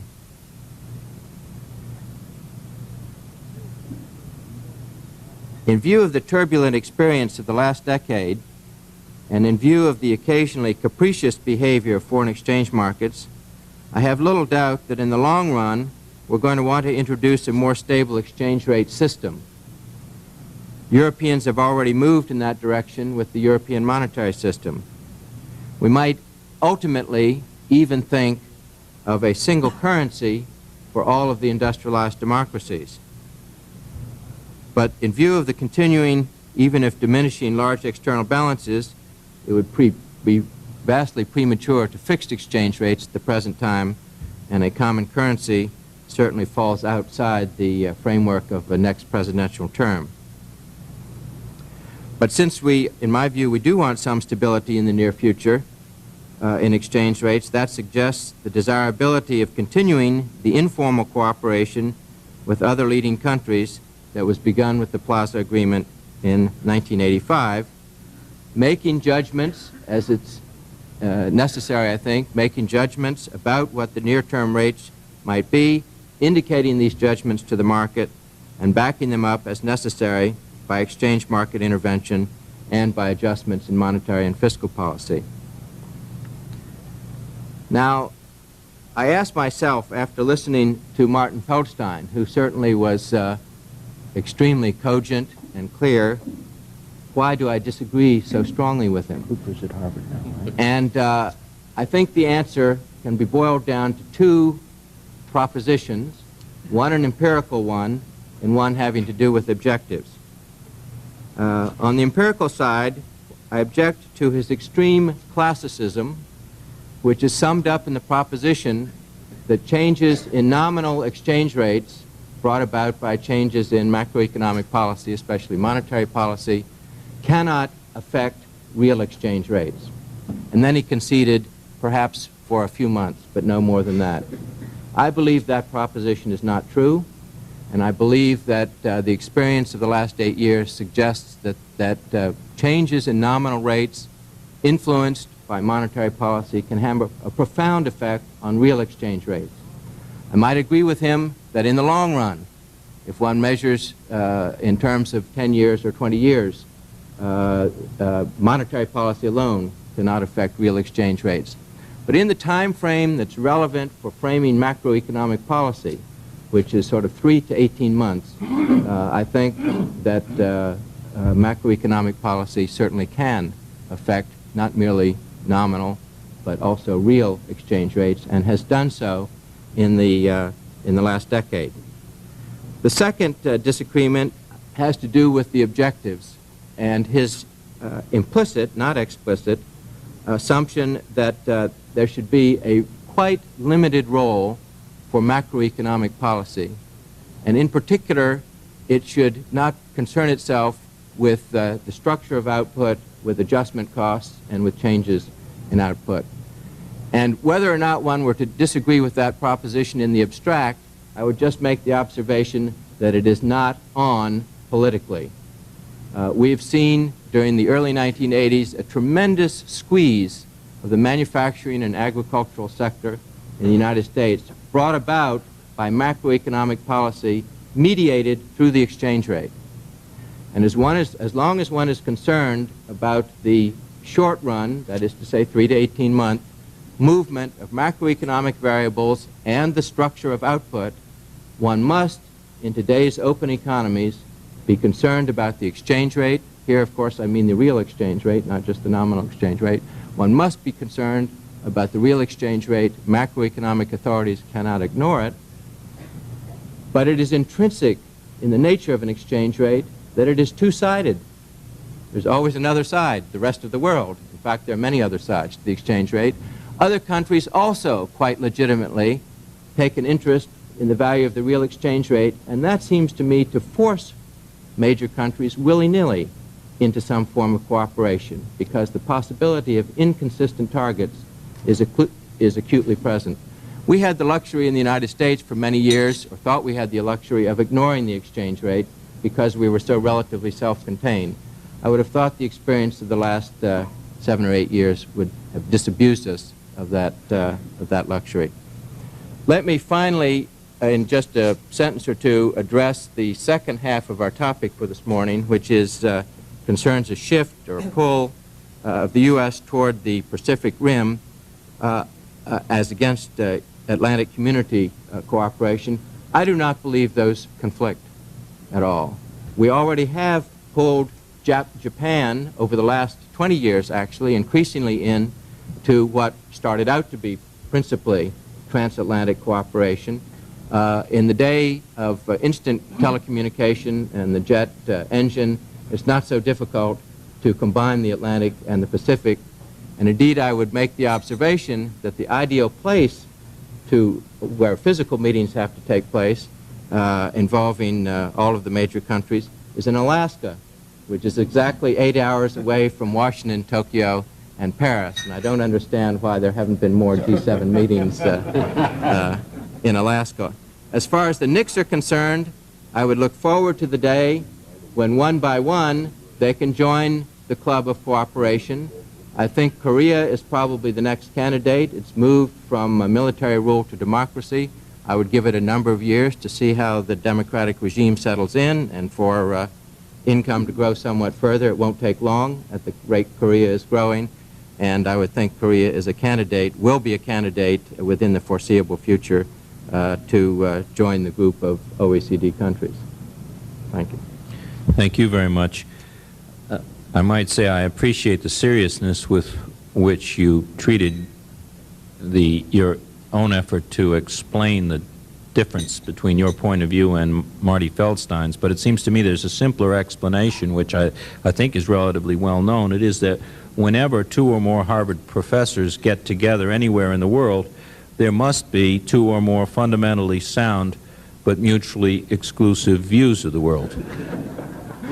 This I take to be an immutable law of nature. I now would like to take the liberty of violating my own suggested order as we get to a point where we might have commentary. And given that we've run over a bit and have now just a little over an hour, it seems to me it might be useful to get on the table the perspective of Ambassador Coe following Dick Cooper's final comments, and then to open the discussion to commentary on all of the above. So if you'd be willing, Ambassador Coe, we'd appreciate your commentary at this point. Thank you. Thank you, Mr. Chairman. Mr. Chairman, although the panel has been faced with 3 questions, I think 6 of the presenters have confined themselves to answering the first question, and only Mr. Roth and Dick Cooper have tried to answer the second and the third questions. I hope you will allow me to restore a bit of balance and try very briefly to respond both to the second and the third questions. The second question asks, will the pool of the Pacific Rim gradually shift the U.S. policy emphasis away from the Atlantic Economic Alliance? I want to make 3 points. First, for historical, cultural, strategic, as well as economic reasons, it seems to me the Atlantic Economic Alliance is permanent. The only questions in my mind are whether the countries of Western Europe can shake off their structural rigidities and become more vibrant economies, and whether after 1992 Europe will be an inward-looking or an outward-looking community. U.S. economic ties with the countries of the Asia-Pacific region used to be secondary to the Atlantic Economic Alliance. In recent years, however, the Pacific economic relationship has assumed an increasing importance as the flows of trade, both merchandise and services, as well as investment across the Pacific, have exceeded the flows across the Atlantic. I expect this trend to continue for 2 reasons. First, the countries of East and Southeast Asia are in a very dynamic phase. We can expect them to continue to register much higher growth than we can the countries in Western Europe. Second, there is an enormous gap between the standard of living of the Americans on the one hand and the standards of living of the Koreans, the Taiwanese, of Hong Kong, the People's Republic of China, and the ASEAN countries on the other hand. The latter countries are going to catch up. It may take them several decades to do so, but what this means is that during those decades of catching up, there will be a tremendous surge of economic growth in the Asia-Pacific region. So the Pacific will be a very vibrant, if not the most vibrant part of the world. Let me now conclude in answering this question by saying that, however, it is very unlikely that the Pacific Rim will replace Europe as the focus of U.S. policy emphasis. And here I don't disagree with Mr. Roth or Dick Cooper. Perhaps a better characterization of the likely future picture would be a trilateral rather than a bilateral policy focus. Let me now turn even more briefly, Mr. Chairman, to answer the third question. What role will the NICS play in the future coordination process? And here too I want to make 3 points. First, historically, the NICS have had little involvement in international financial discussions. To the extent that there has been any international coordination of exchange rate, as we all know, this has been the preserve of the G7 process. The recent experience of the NICS has been one in which the industrialized countries have, to a certain extent, dictated exchange rates to them. Some NICS, for example, have been urged to adjust their exchange rates in a manner that would improve the U.S. trade deficit. In my view, it is wrong to ask the NICS to set exchange rates based on their bilateral trade balance with the United States alone. The adjustment must be made more on a global criterion. And let me make my final point. In a speech which my Prime Minister made in Korea in July this year, he said, addressing the NICS, one way of demonstrating their willingness to take on a responsible approach is for the NICS to agree to consultations with the industrial nations in the OECD and work out policies to avoid aggravating the trade imbalances. He also said, through such consultations, the process of global adjustment can be eased and the international economic friction reduced. Thank you. Thank you very much. Now, if you would, Rudy Dornbusch. I would like to introduce my remarks by helping restore peace at Harvard. Surely Martin Feldstein said intervention can't do much for long. He was so popular at the White House because he understood so well that macroeconomics can, and at great cost. Okay, finish that part. Now, why is he right that we should stay away from fixed exchange rates? The European monetary system is really the best parade ground to understand why. I'll take the case of Ireland, not because that dominates our thinking, but it makes so clear the point that if countries with different macroeconomic conditions, different inflation, different fiscal policy, get into bed together, then that isn't a good idea. Ireland, after the EMS experience now of 9 years, has the German rate of inflation and is one of the hardest currencies in Europe. What else has happened? The debt ratio has gone to 150%, the unemployment rate has doubled from 10 to 20%, and emigration solves the unemployment problem. 5% of the labor force are leaving every year. Why?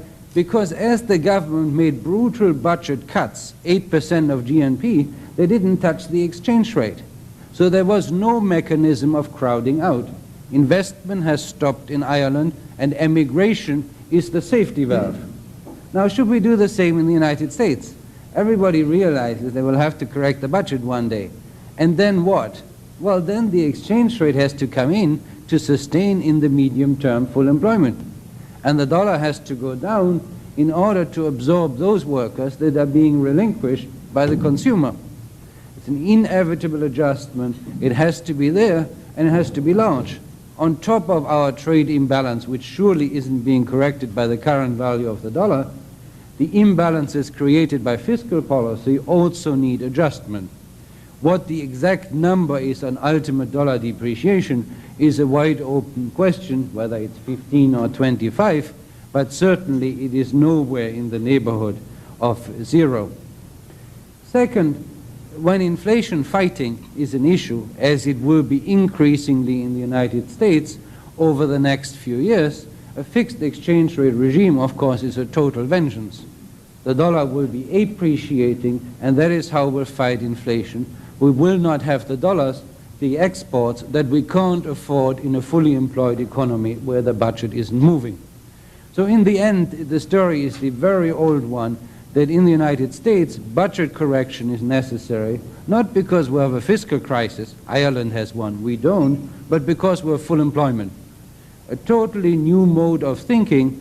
After the happy recovery, there always comes the difficult point of facing full employment and changing the rhetoric.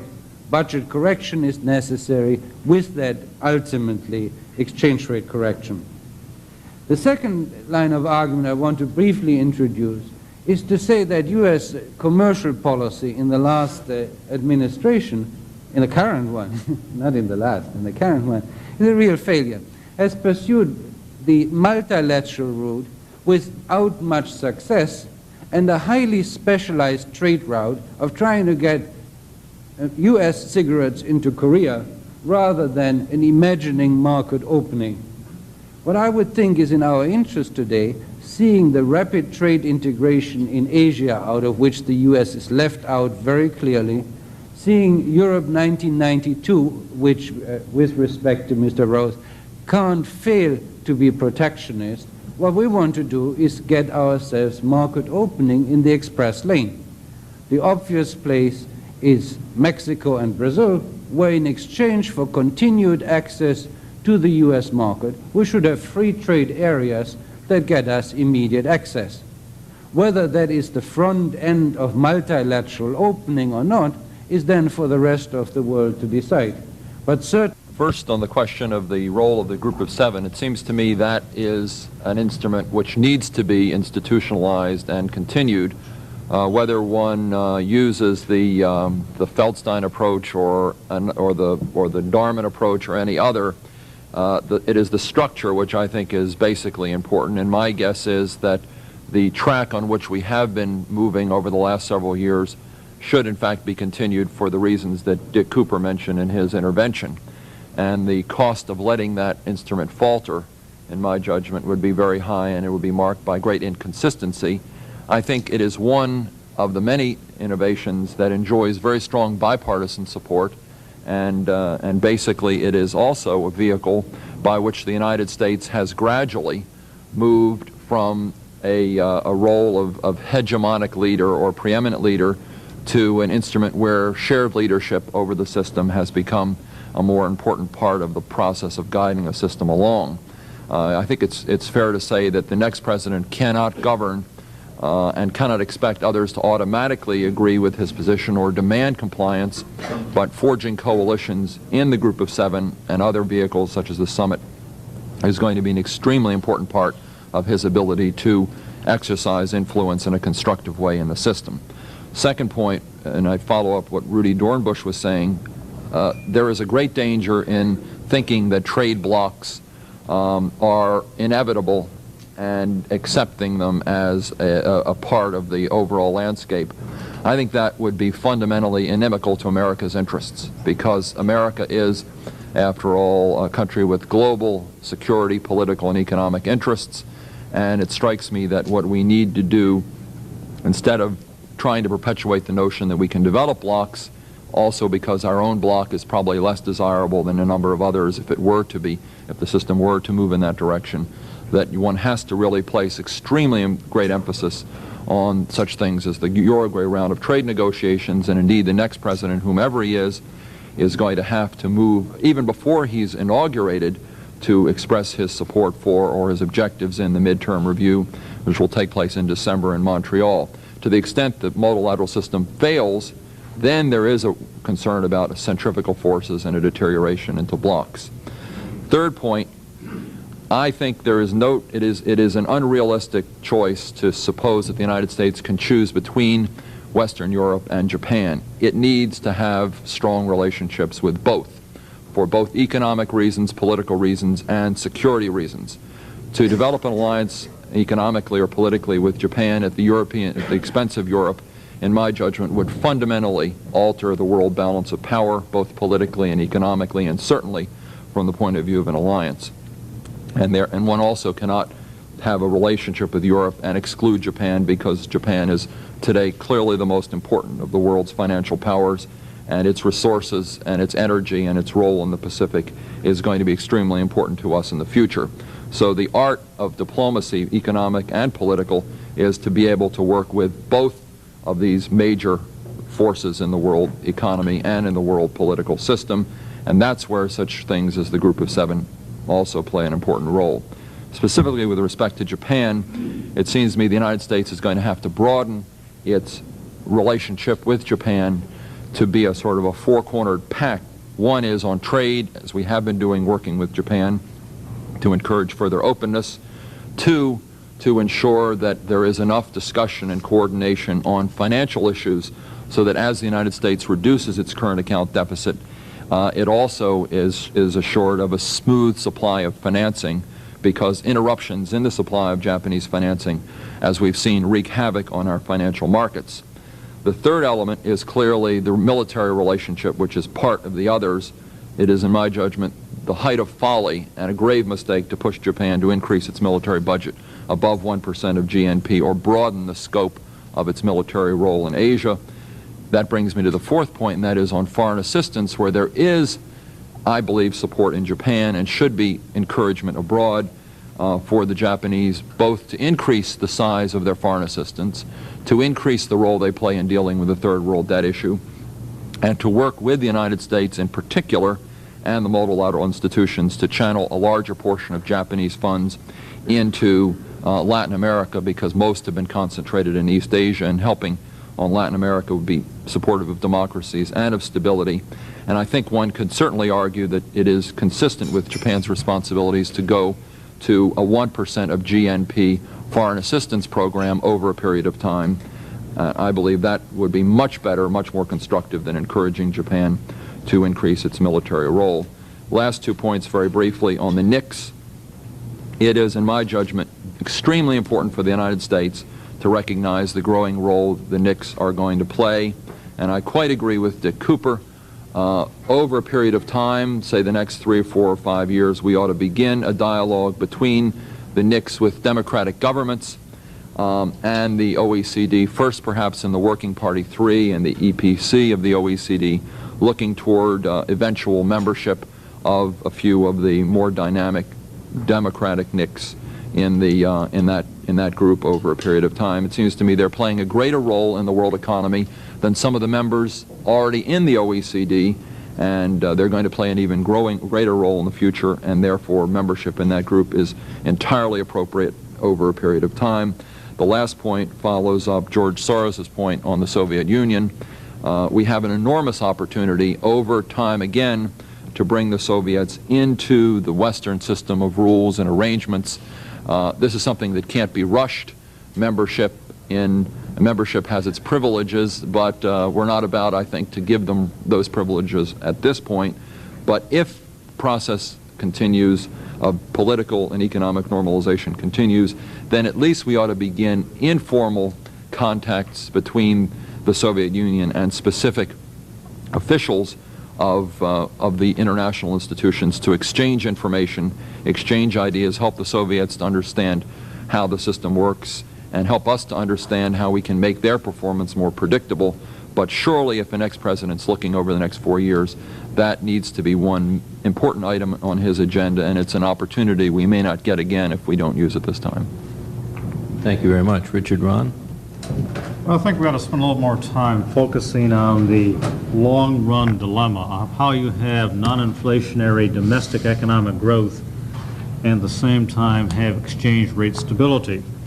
Given that the world is not in crisis now, and even though we have a number of these short-term problems we've talked about, none is overwhelming, and I think it gives us a window of opportunity to really focus in on how we can avoid the type of wide fluctuations in exchange rates we have seen over the last few years.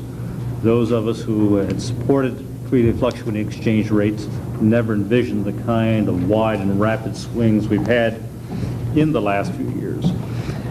It is my belief that attempts to formally fix or even coordinate exchange rate movements are basically doomed to failure in absence of gold or a North Star of some kind of formal anchor. I'm not advocating going back to gold, but I do think we need to have a common anchor in the international monetary world if we have any hope of achieving both exchange rate stability and non-inflationary domestic economic growth. The question is, how do we coordinate? Rather than implicitly looking at prices the way a number of the monetary authorities now appear to be doing, and the way that our Federal Reserve is moving in, I think much greater movement needs to be made towards establishing a commodity basket of internationally traded commodities that the various central banks could target. There is work now underway, and I know Wayne Angell has made some comments and others on it, at the Fed to try to identify a group of commodities that have sufficiently short lag times between changes in monetary policy and the changes in the movement of the prices of these commodities to give an indication towards the correct direction of future monetary policy. I urge going much further than that, and Secretary Baker had at least discussed it informally, of going to try to really develop an internationally traded basket. Take commodities that have one world prices like oil, wheat, gold, soybeans, etc., and try to build the weightings so they more adequate or more fully recognize or represent what the world really produces and consumes. Again, these commodities ought to have relatively short time lags between changes in monetary policies and changes in their prices. Clearly, you'd have to put in some of the precious metals such as gold, which has done that in the past. The development of this basket is an empirical question much more work needs to be done on it.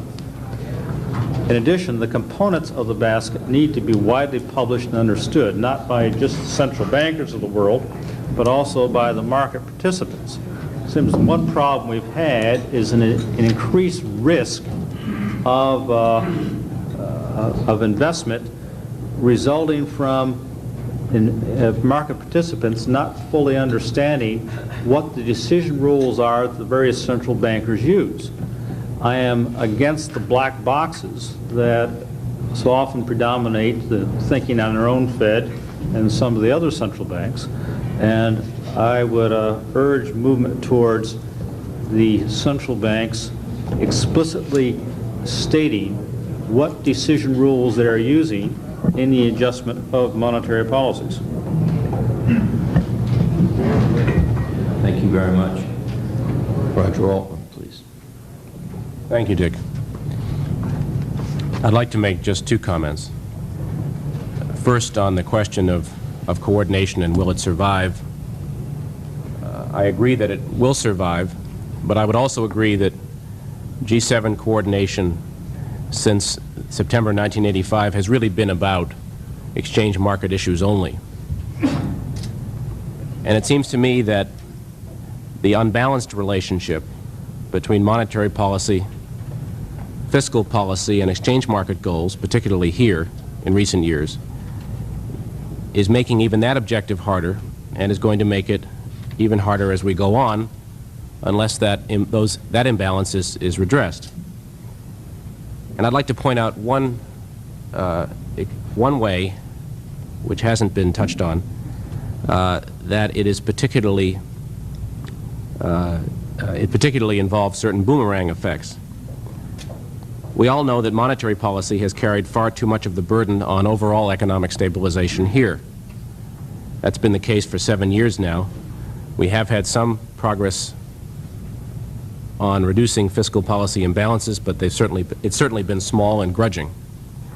And we also know, as many have said this morning, that monetary policy has been particularly forced to carry the burden of exchange market stabilization, and that interest rate differentials favoring dollar rates have been used consistently because there was no choice to manage the dollar and to affect overall, or try to affect overall exchange market stabilization. Now, this latter policy imbalance, it seems to me, involves certain temptations and boomerang effects that can be surprising, and they're reflected, or at least exemplified by the recent strength of the dollar through what I would characterize as skillful intervention techniques, and yes, certain small improvements in our trade account. The central bank succeeded in halting the dollar's decline in the low 120s vis-a-vis the yen a few months ago. And then as the dollar, and then I think most of us would agree we were surprised, the dollar began to rise from its lows, and now that rise has showed some staying power. But in the process, there was, of course, an audible sigh of relief in many U.S. quarters. Now, some of that reflected just the return of some breathing space and stability in exchange markets and the return of true two-way markets. But some of it obviously reflected the extent to which pressure on domestic monetary policy was being relieved, and what otherwise would have been the necessity of even higher domestic interest rates was being avoided. Now, I don't know the degree to which the dollar's rise was, in any sense, even a small result of such hopes, but my point is that nothing better illustrates the wrong-headed relationships between fiscal, monetary, and exchange policies than this temptation and that relief. And it's particularly the case because, at least in my view, the recent rise in the dollar is in fact counterproductive. The necessary improvements in external accounts, which we all seek and would be to the benefit of all parties, are only being frustrated. The second comment I'd like to make is in a different vein, and it concerns last October's crash. We're now within a month of its anniversary. Certainly the biggest event in financial markets in modern history, including exchange markets, was the events of last October. It terrified all market participants, policymakers, let alone the general public in industrialized nations. And the day after the crash, October 20th, witnessed a temporary degree of panic which was unprecedented, it seems to me, in modern market history. And it is testimony to the skill of the Federal Reserve Board here and coordination with other central banks and finance ministries abroad that this panic was arrested and markets were stabilized. But no one who has studied the intermarket developments of those 2 days can avoid the conclusion that a catalysm was just barely avoided. But despite all that, as I say, it's nearly a year later. Memories of the crash, I would suggest, are amazingly short. The event has become a deepening mystery rather than coming into clearer focus. It's a bit like a distant planet. We can see it through a powerful telescope, but we don't know much about it. And efforts at major equity market reforms and strengthening have largely petered out. Here in the U.S., a few adjustments in intermarket relationships were made, and they're certainly welcome, but they were small, and the tougher steps, like uniform margin requirements and others, were not taken here. My point is that this lassitude is unfortunate. Global financial markets are a complete reality, as everyone here knows, and financial flows overwhelm trade flows in amount and their lightning speed, as we also know. And the use of cross-border guarantees and financial innovations of all kinds has made our comprehension of international financial transactions dangerously low. But there is no global regulatory oversight mechanism or stabilization mechanism for world financial markets. And I would suggest that the next administration might make this a focus of attention, and that it might particularly be a focus of attention at the G7 level as we go forward, and that it's an opportunity for true cooperation and collaboration in an area where all parties' interests are really identical.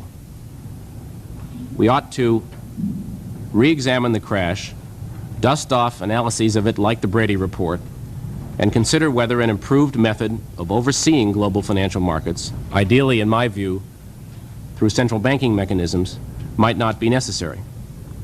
Thank you. Thank you very much. Would other panelists like to contribute? Mr. Grant?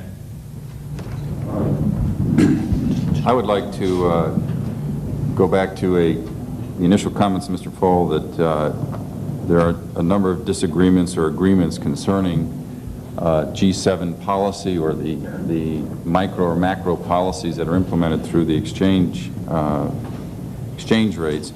But he made a statement about market structure, which is so necessary for implementation of all of these policies. And as I listened to the comments being made this morning, it is absolutely clear that we must continue the international discussion.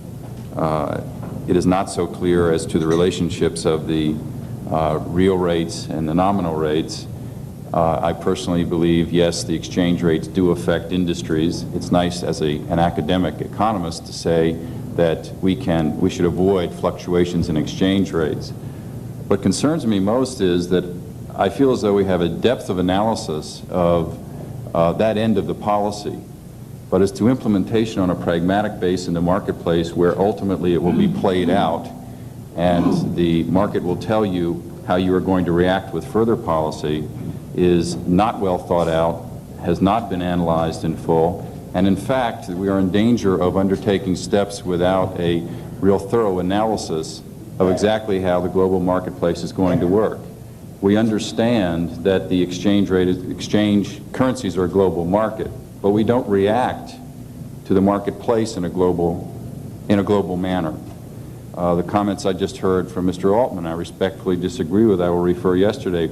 He wants to take steps to make uniform margin requirements, and yet we're talking about definitions in various markets as to what margins is, assuming that they're all the same, and they're not. And they will have profound effects on the marketplace if the wrong steps are taken. In the currency markets themselves, we have a situation where There's a probable volume of about $400 billion a day. The reserves in the G7 countries are approximately $200 billion. Practically, there can be no realistic intervention. There are ways in which, through deception almost, there can be indications of signals. But as Mr. Soros well knows, that in the currency markets, the previous levels of exchange intervention provide points of resistance and points of support and tend to make the markets even more volatile because market participants are reacting. I personally don't believe that we can escape the fact that the markets are global, just as every member of this panel has disagreed. I don't personally believe that in my lifetime we are going to get every nation to agree on every underlying monetary policy, fiscal policy, or a means by which we intervene in the exchange rates or a G7 coordination policy. As a result, we are going to have volatility.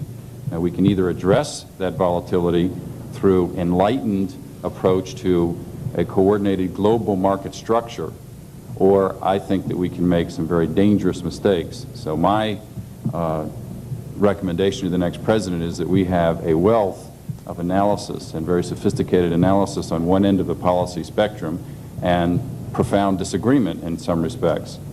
I think that we have a paucity of depth of analysis and understanding of the underlying market structure and what's needed to carry out these global policies. Thank you very much. I've received a note from one of my leaders. I'm not sure whether it's Mr. Smick or Mr. Medley, but it says, try to get a debate started. Is there any difference between Bush and Dukakis on these issues? Now, obeying orders, I will note, for those who follow these things, two important indicators: Willie Horton and the Pledge of Allegiance. Now, that said, I would ask Michael Boskin to respond with a more serious response on this question if he wishes to treat it. Then, with the limited time left, I would ask Mr. Kurosawa for any remarks he might wish. Carl Otto Pearl for his view, having heard all of this, and then open the remaining time for heated disagreement. Michael Boskin. Thanks, Dick. I'm just going to make a couple of observations in the context of talking about exchange rates, international coordination, G7 and all that.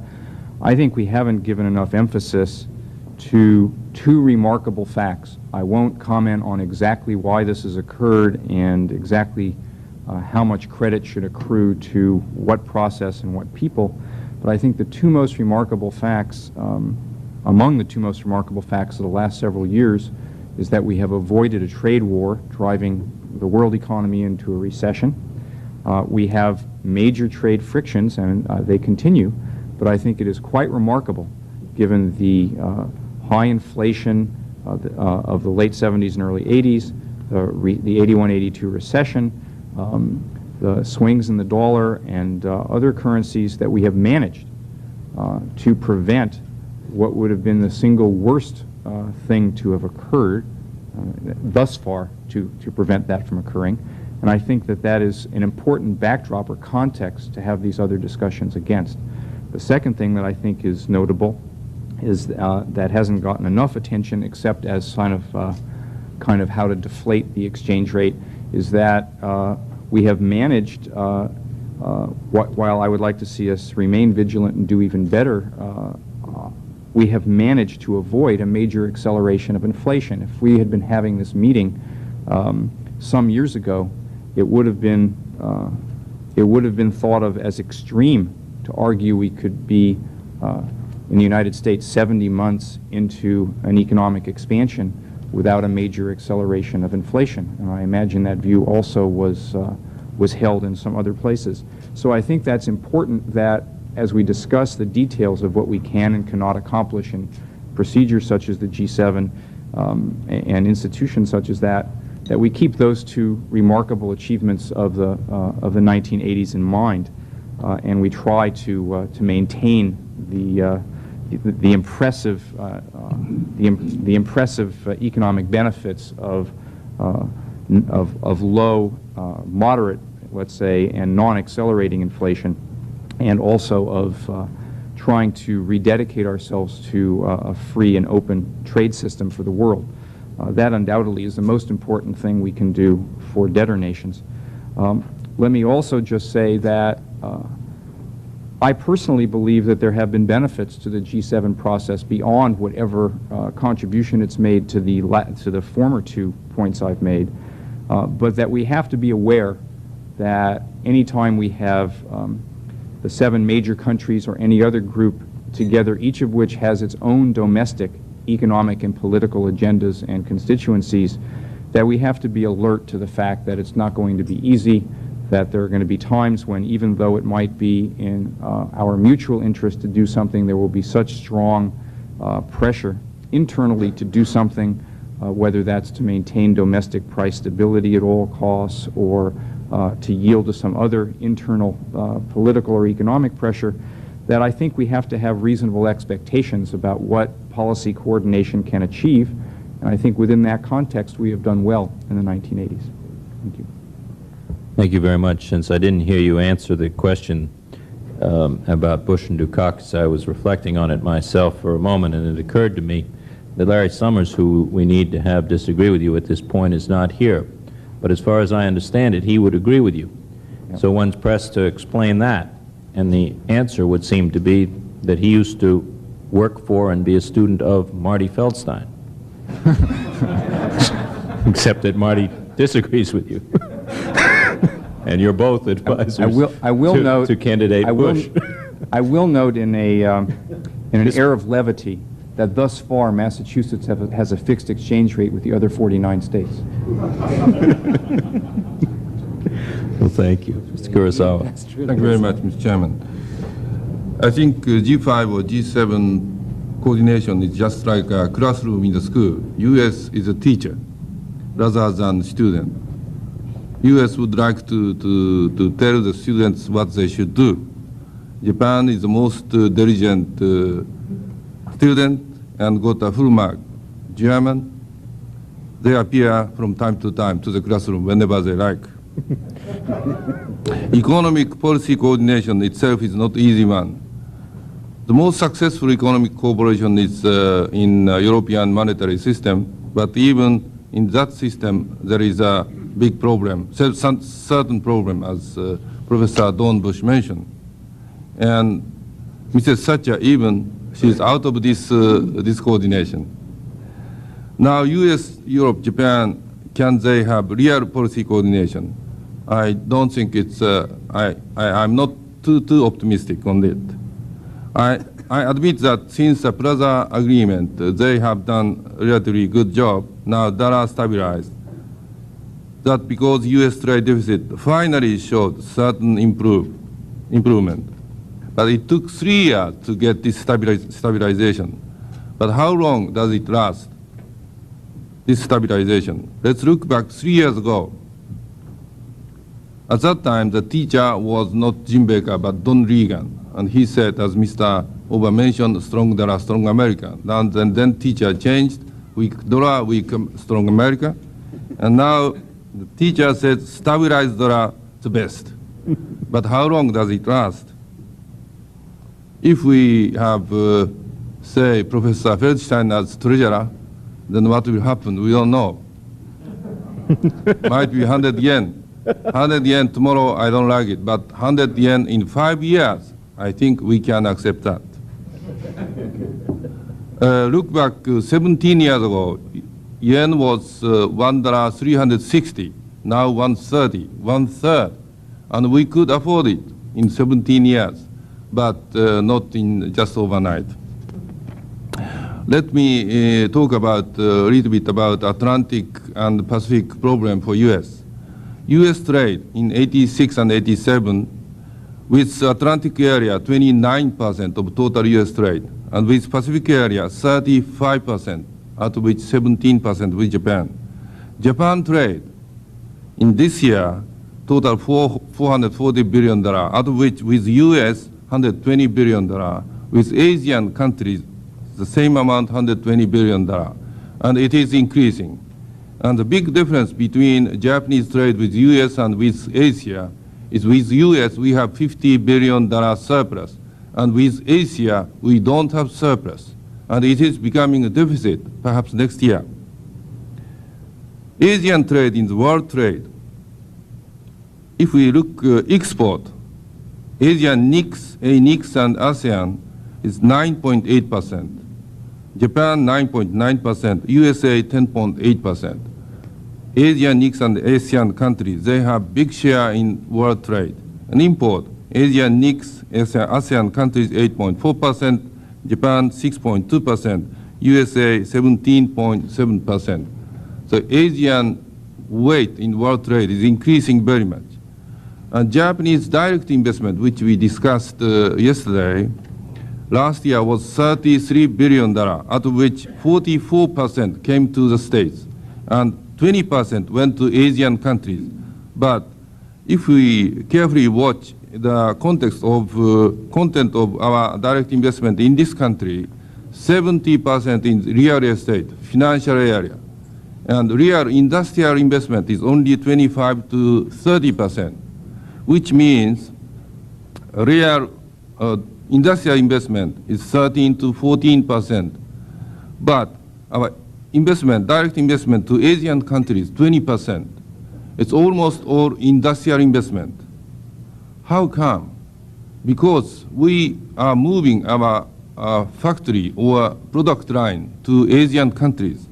The big difference between the wage level between US and Japan and Asian countries, if we look at the unit labor cost by ILO in '87, if we take Japan as 100, US 81, Taiwan 22, Korea 18, Thailand 5. So Japanese direct investment is now going to ANICS and ASEAN countries. And these goods produced or manufactured in these countries are coming back to Japan as their export. Now, what Japanese are using in our country, camera, electronics goods like radio cassette, or overcoat, sweaters, more than 50% are imported from Asian countries. I think there is the danger of US getting into recession next year or a year after next year. The problem is who can absorb their export to the States, and I think we can do that. Thank you very much. Thank you very much. I might just note that if turnover of U.S. Treasury secretaries is a problem and we're interested in the stabilization of exchange rates, I'm sure the current incumbents would be willing to stay on in that general interest if they were asked. I'd like now to turn more seriously to Carl Otto Poe to see if he can bring order to this stimulating but not yet entirely clear discussion. Thank you, Mr. Chairman, for your confidence. I'm afraid that I have to disappoint you because to me, as a foreigner, it's really amazing that I cannot distinguish who belongs to which camp. If I wouldn't know, it would be impossible for me to distinguish the different camps, whether it's a Bush or Dukakis.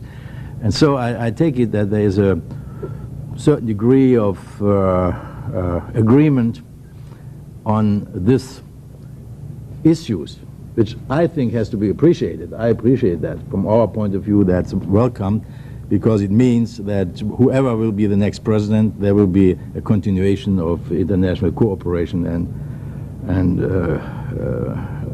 coordination. I want to make only two brief remarks, Mr. Chairman, if I may, and ask one question to Rüdiger Dornbusch. The first remark, I'm sorry that David Malford has left already. Maybe you would have got your little struggle, what you are so much aiming for, because I wanted to oppose his view, or the impression he gave, maybe not by intention, but the impression that international cooperation and coordination has begun only at the Plaza meeting. this is not correct, because the group of 5, then it was a group of 4 only at the beginning, was actually founded in 1973 after the collapse of the Bretton Woods system. And I was a witness. I attended the first meeting. At that time, it took place in the library of the White House on a nice Sunday afternoon in May '73. There were very eminent finance ministers. It was a very informal meeting. It was George Schulz, was the Secretary of the Treasury. Helmut Schmidt, maybe you remember, was the German finance minister at that time. And Giscard d'Estaing, you remember as well, I suppose. Valéry Giscard d'Estaing was the French finance minister, and Tony Barber was the British finance minister. And they had only their assistants, their deputies. It was a man named Paul Volcker, Derek Mitchell from Britain, and Pierre Brossolette from France, and myself. And that was the beginning of this type of informal policy making, coordination, cooperation. And it worked very well at that time, very well. We had meetings in other places, Rambouillet in Camp David and so on. And then when Schmidt and Giscard became president and Schmidt chancellor of the Republic, they thought it's so nice, and they developed these summit meetings. And Dick Cooper and Bob Hormats, myself, we prepared the first summit meetings at that time. So this is nothing new, what we are seeing today under the headline of G7. We had a very close cooperation in these areas, in all the areas you mentioned, during the Carter administration. Dick Cooper, you remember. And at the Bonn summit, which I referred to in '78, we had a very similar conception of adjustment. Germany should stimulate its economy, the United States should reduce their trade balance deficit, which was at that time $14 billion, not in a month, but in a year. but it was the highest deficit in history. So then the second oil shock came, and so the whole thing was not quite such a success. I think without the second oil shock, it would have been much more successful. I think the basic philosophy, the basic approach was quite right. And it's, as I said, it's very similar to the current efforts. Even under the regime of Don Regan and Beryl Sprinkle, international cooperation in this area came not completely to a standstill. The only standstill was in the field of the management of exchange rates, because, as you know, there was a very deep philosophical conviction that one shouldn't touch exchange rates at all. We have never accepted that, the Bundesbank and myself, because in spite of the fact that I have never been a strong believer in the effectiveness of interventions, as we knew from experience, but I think it would be going to the other extreme, excluding intervention. This is a very legitimate and normal instrument for central banks, which should be used. I could elaborate in that much longer.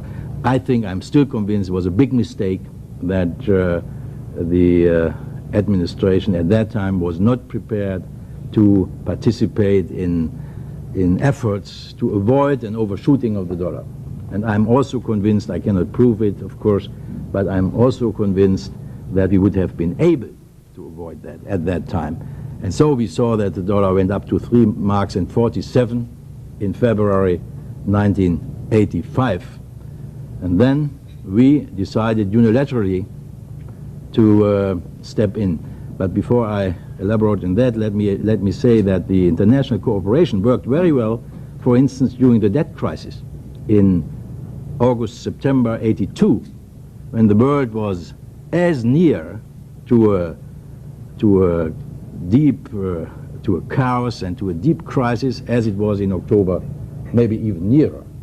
And at that time, particularly the central banks cooperated very well and very efficiently, and we arranged the huge credit facility for Mexico using the BIS, our bank, owned by the central banks, and it happened within a couple of days, and it worked Paul Volcker, Fritz Leutwiler, myself, we were all involved in this, but also the treasuries, of course. So there was coordination and cooperation before Plaza. When Plaza happened, the dollar had already declined substantially. It was in February, March '85 when the dollar reached its peak, and we sold within a couple of days, I think about $4 or $5 billion, the Bundesbank, because we thought enough is enough and that's the turning point, and we wanted to bring the dollar down because we thought, different from the American administration at that time, that it made no sense at all. It would create terrific imbalances, as it happened, if and when the dollar would go up further. But you remember at that time there were many of the market participants, the so-called speculators, who told us that the dollar would go up as much as 4 D-marks. And this view was supported by official remarks from the administration. Don't want to name people, but I could if I would be forced to. One has disappeared already. But then in September 1985, when the dollar had declined already from 347 to about 280 or what it was, then the American administration changed the mood and invited to this Plaza meeting.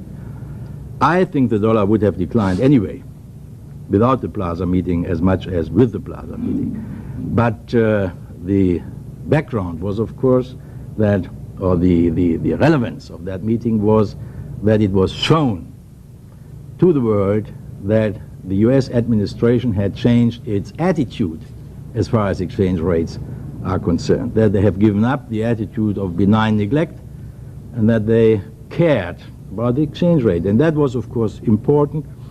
And it was no problem to agree that 280 was too much. I don't know what the yen rate was at that time, and that it should go down further.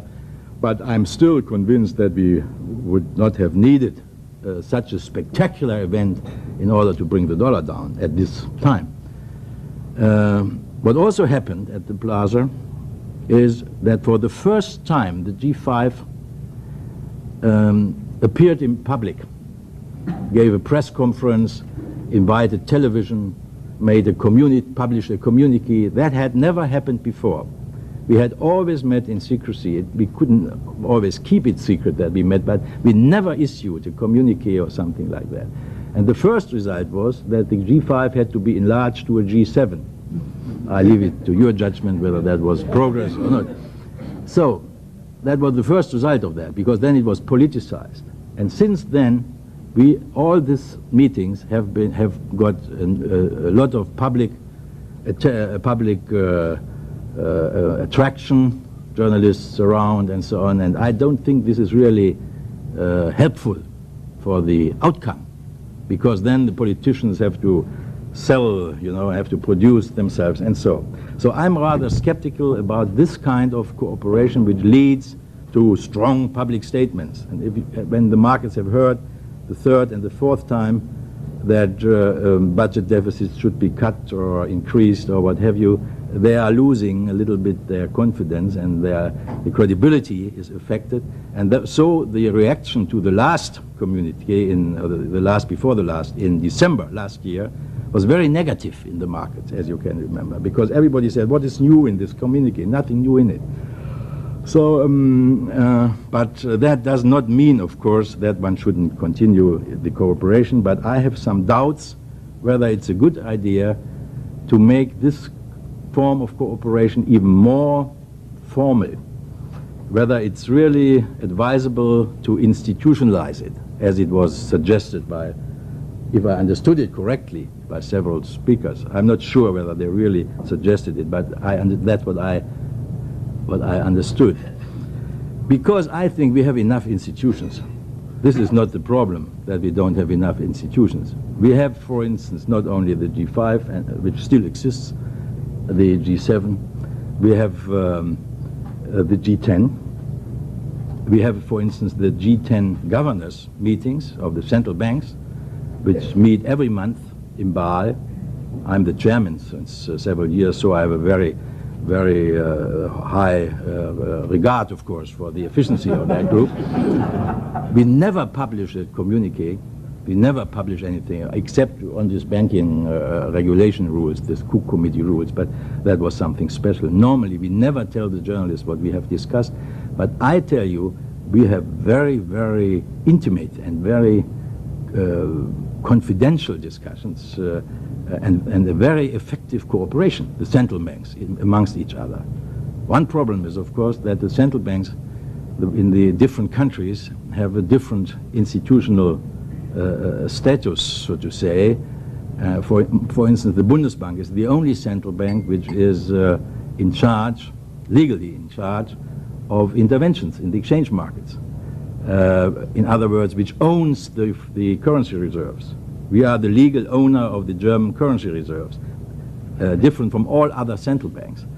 So we decide on intervention. In other countries, the treasuries decide on intervention, and that creates in practice very often difficulties. So one suggestion I would make, but I know it's completely unrealistic, and don't take it too seriously, but a very great step forward to improve the management, the efficiency of the management of exchange markets would be if the responsibility would be given to the central banks instead to the treasuries in the respective countries. That would improve because we have a very, very close relationship. For instance, we have a network of consultation where we are in touch with all G10 central banks 3 or 4 times a day and coordinate all our interventions and inform each other and so on in advance, much closer, I think, than the treasuries have.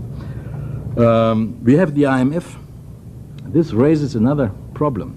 There is already complaint by smaller countries that the big countries dominate, monopolize the exchange markets. They don't like it, of course, and the IMF would be the obvious institution for a closer cooperation. We have the OECD, we shouldn't forget, and in Germany, in Europe, we have the EEC, which to us is, of course, as more important, maybe even than the G7. So I don't think we need a further formalization. I think it would be much more reasonable to improve and to implement the necessary policies, which we all know what is necessary, but the problem is it's very difficult to do the right things. Excuse me, Mr. Chairman, for being a little lengthy on this point, but that is something I have spent almost 15 years of my life with, and so I don't want to leave this impression uncorrected that only the deputies of the 7 finance ministers are working and cooperating and coordinating international monetary policy. There are some other people also involved. So my second remark, I think Martin Feldstein has got it right, made a very good point amongst others, when he said that you can't have a monetary target and at the same time an exchange rate target. And that is exactly the core of the problem.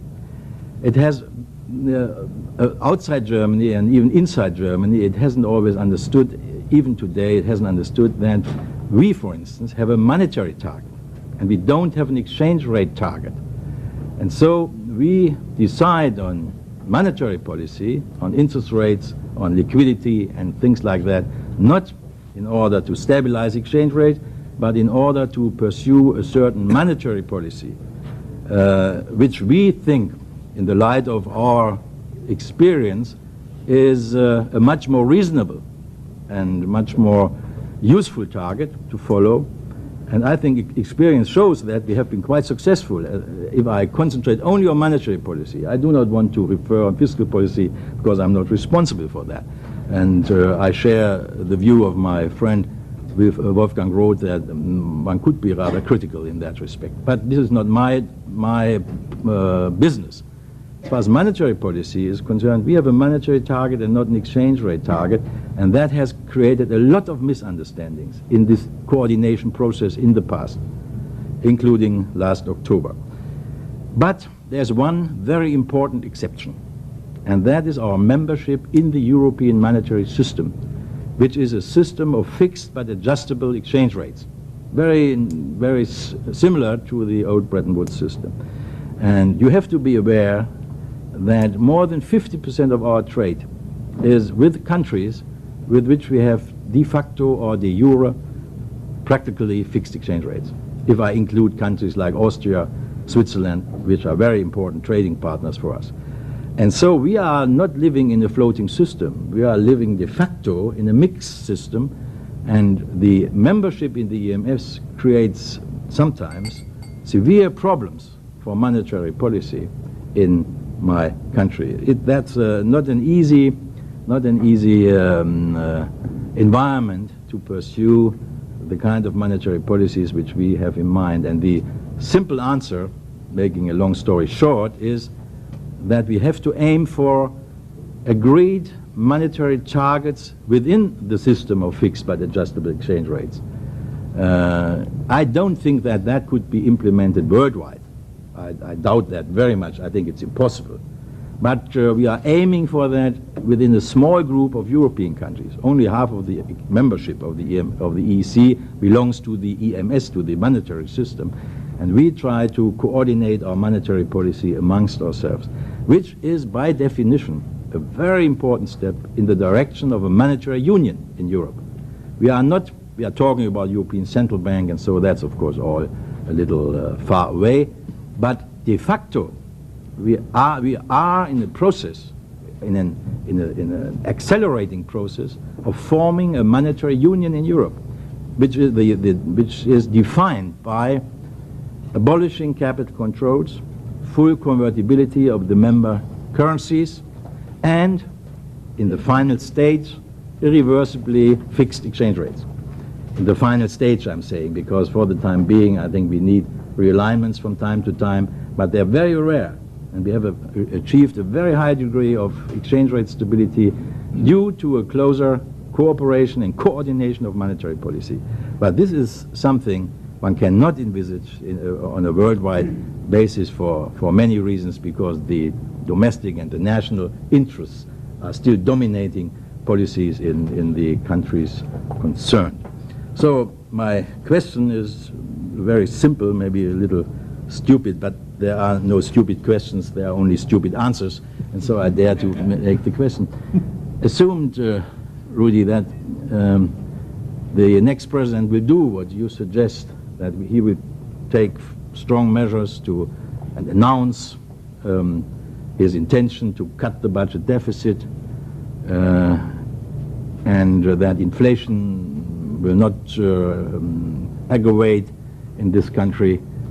Assumed, in such a scenario, I cannot imagine that the dollar would decline as you assumed, but on the contrary, it would lead to an enormous inflow of capital to the United States. The world is waiting for something like that, and there is enormous liquidity around, funds around, and I think the dollar would go rocketing. The reaction under such circumstances, which would be absolutely counterproductive for the adjustment process, of course, the only reaction to that would be a dramatic decline in interest rates in the United States. Don't you think that this is a more likely scenario than the one maybe you made it a little short, but that is my question. Well, let me give the stupid answer. When the IMF moves into an LDC that has had an experience of overborrowing, overspending, the adjustment program always involves a real depreciation. Why? Because the resources freed by the budget correction have to go somewhere. Same in the US. Now, I agree with you that in the shortest term, there's going to be a terrible confusion, because the people say on one side there is this LDC adjustment, on the other side this is what we've talked about so long.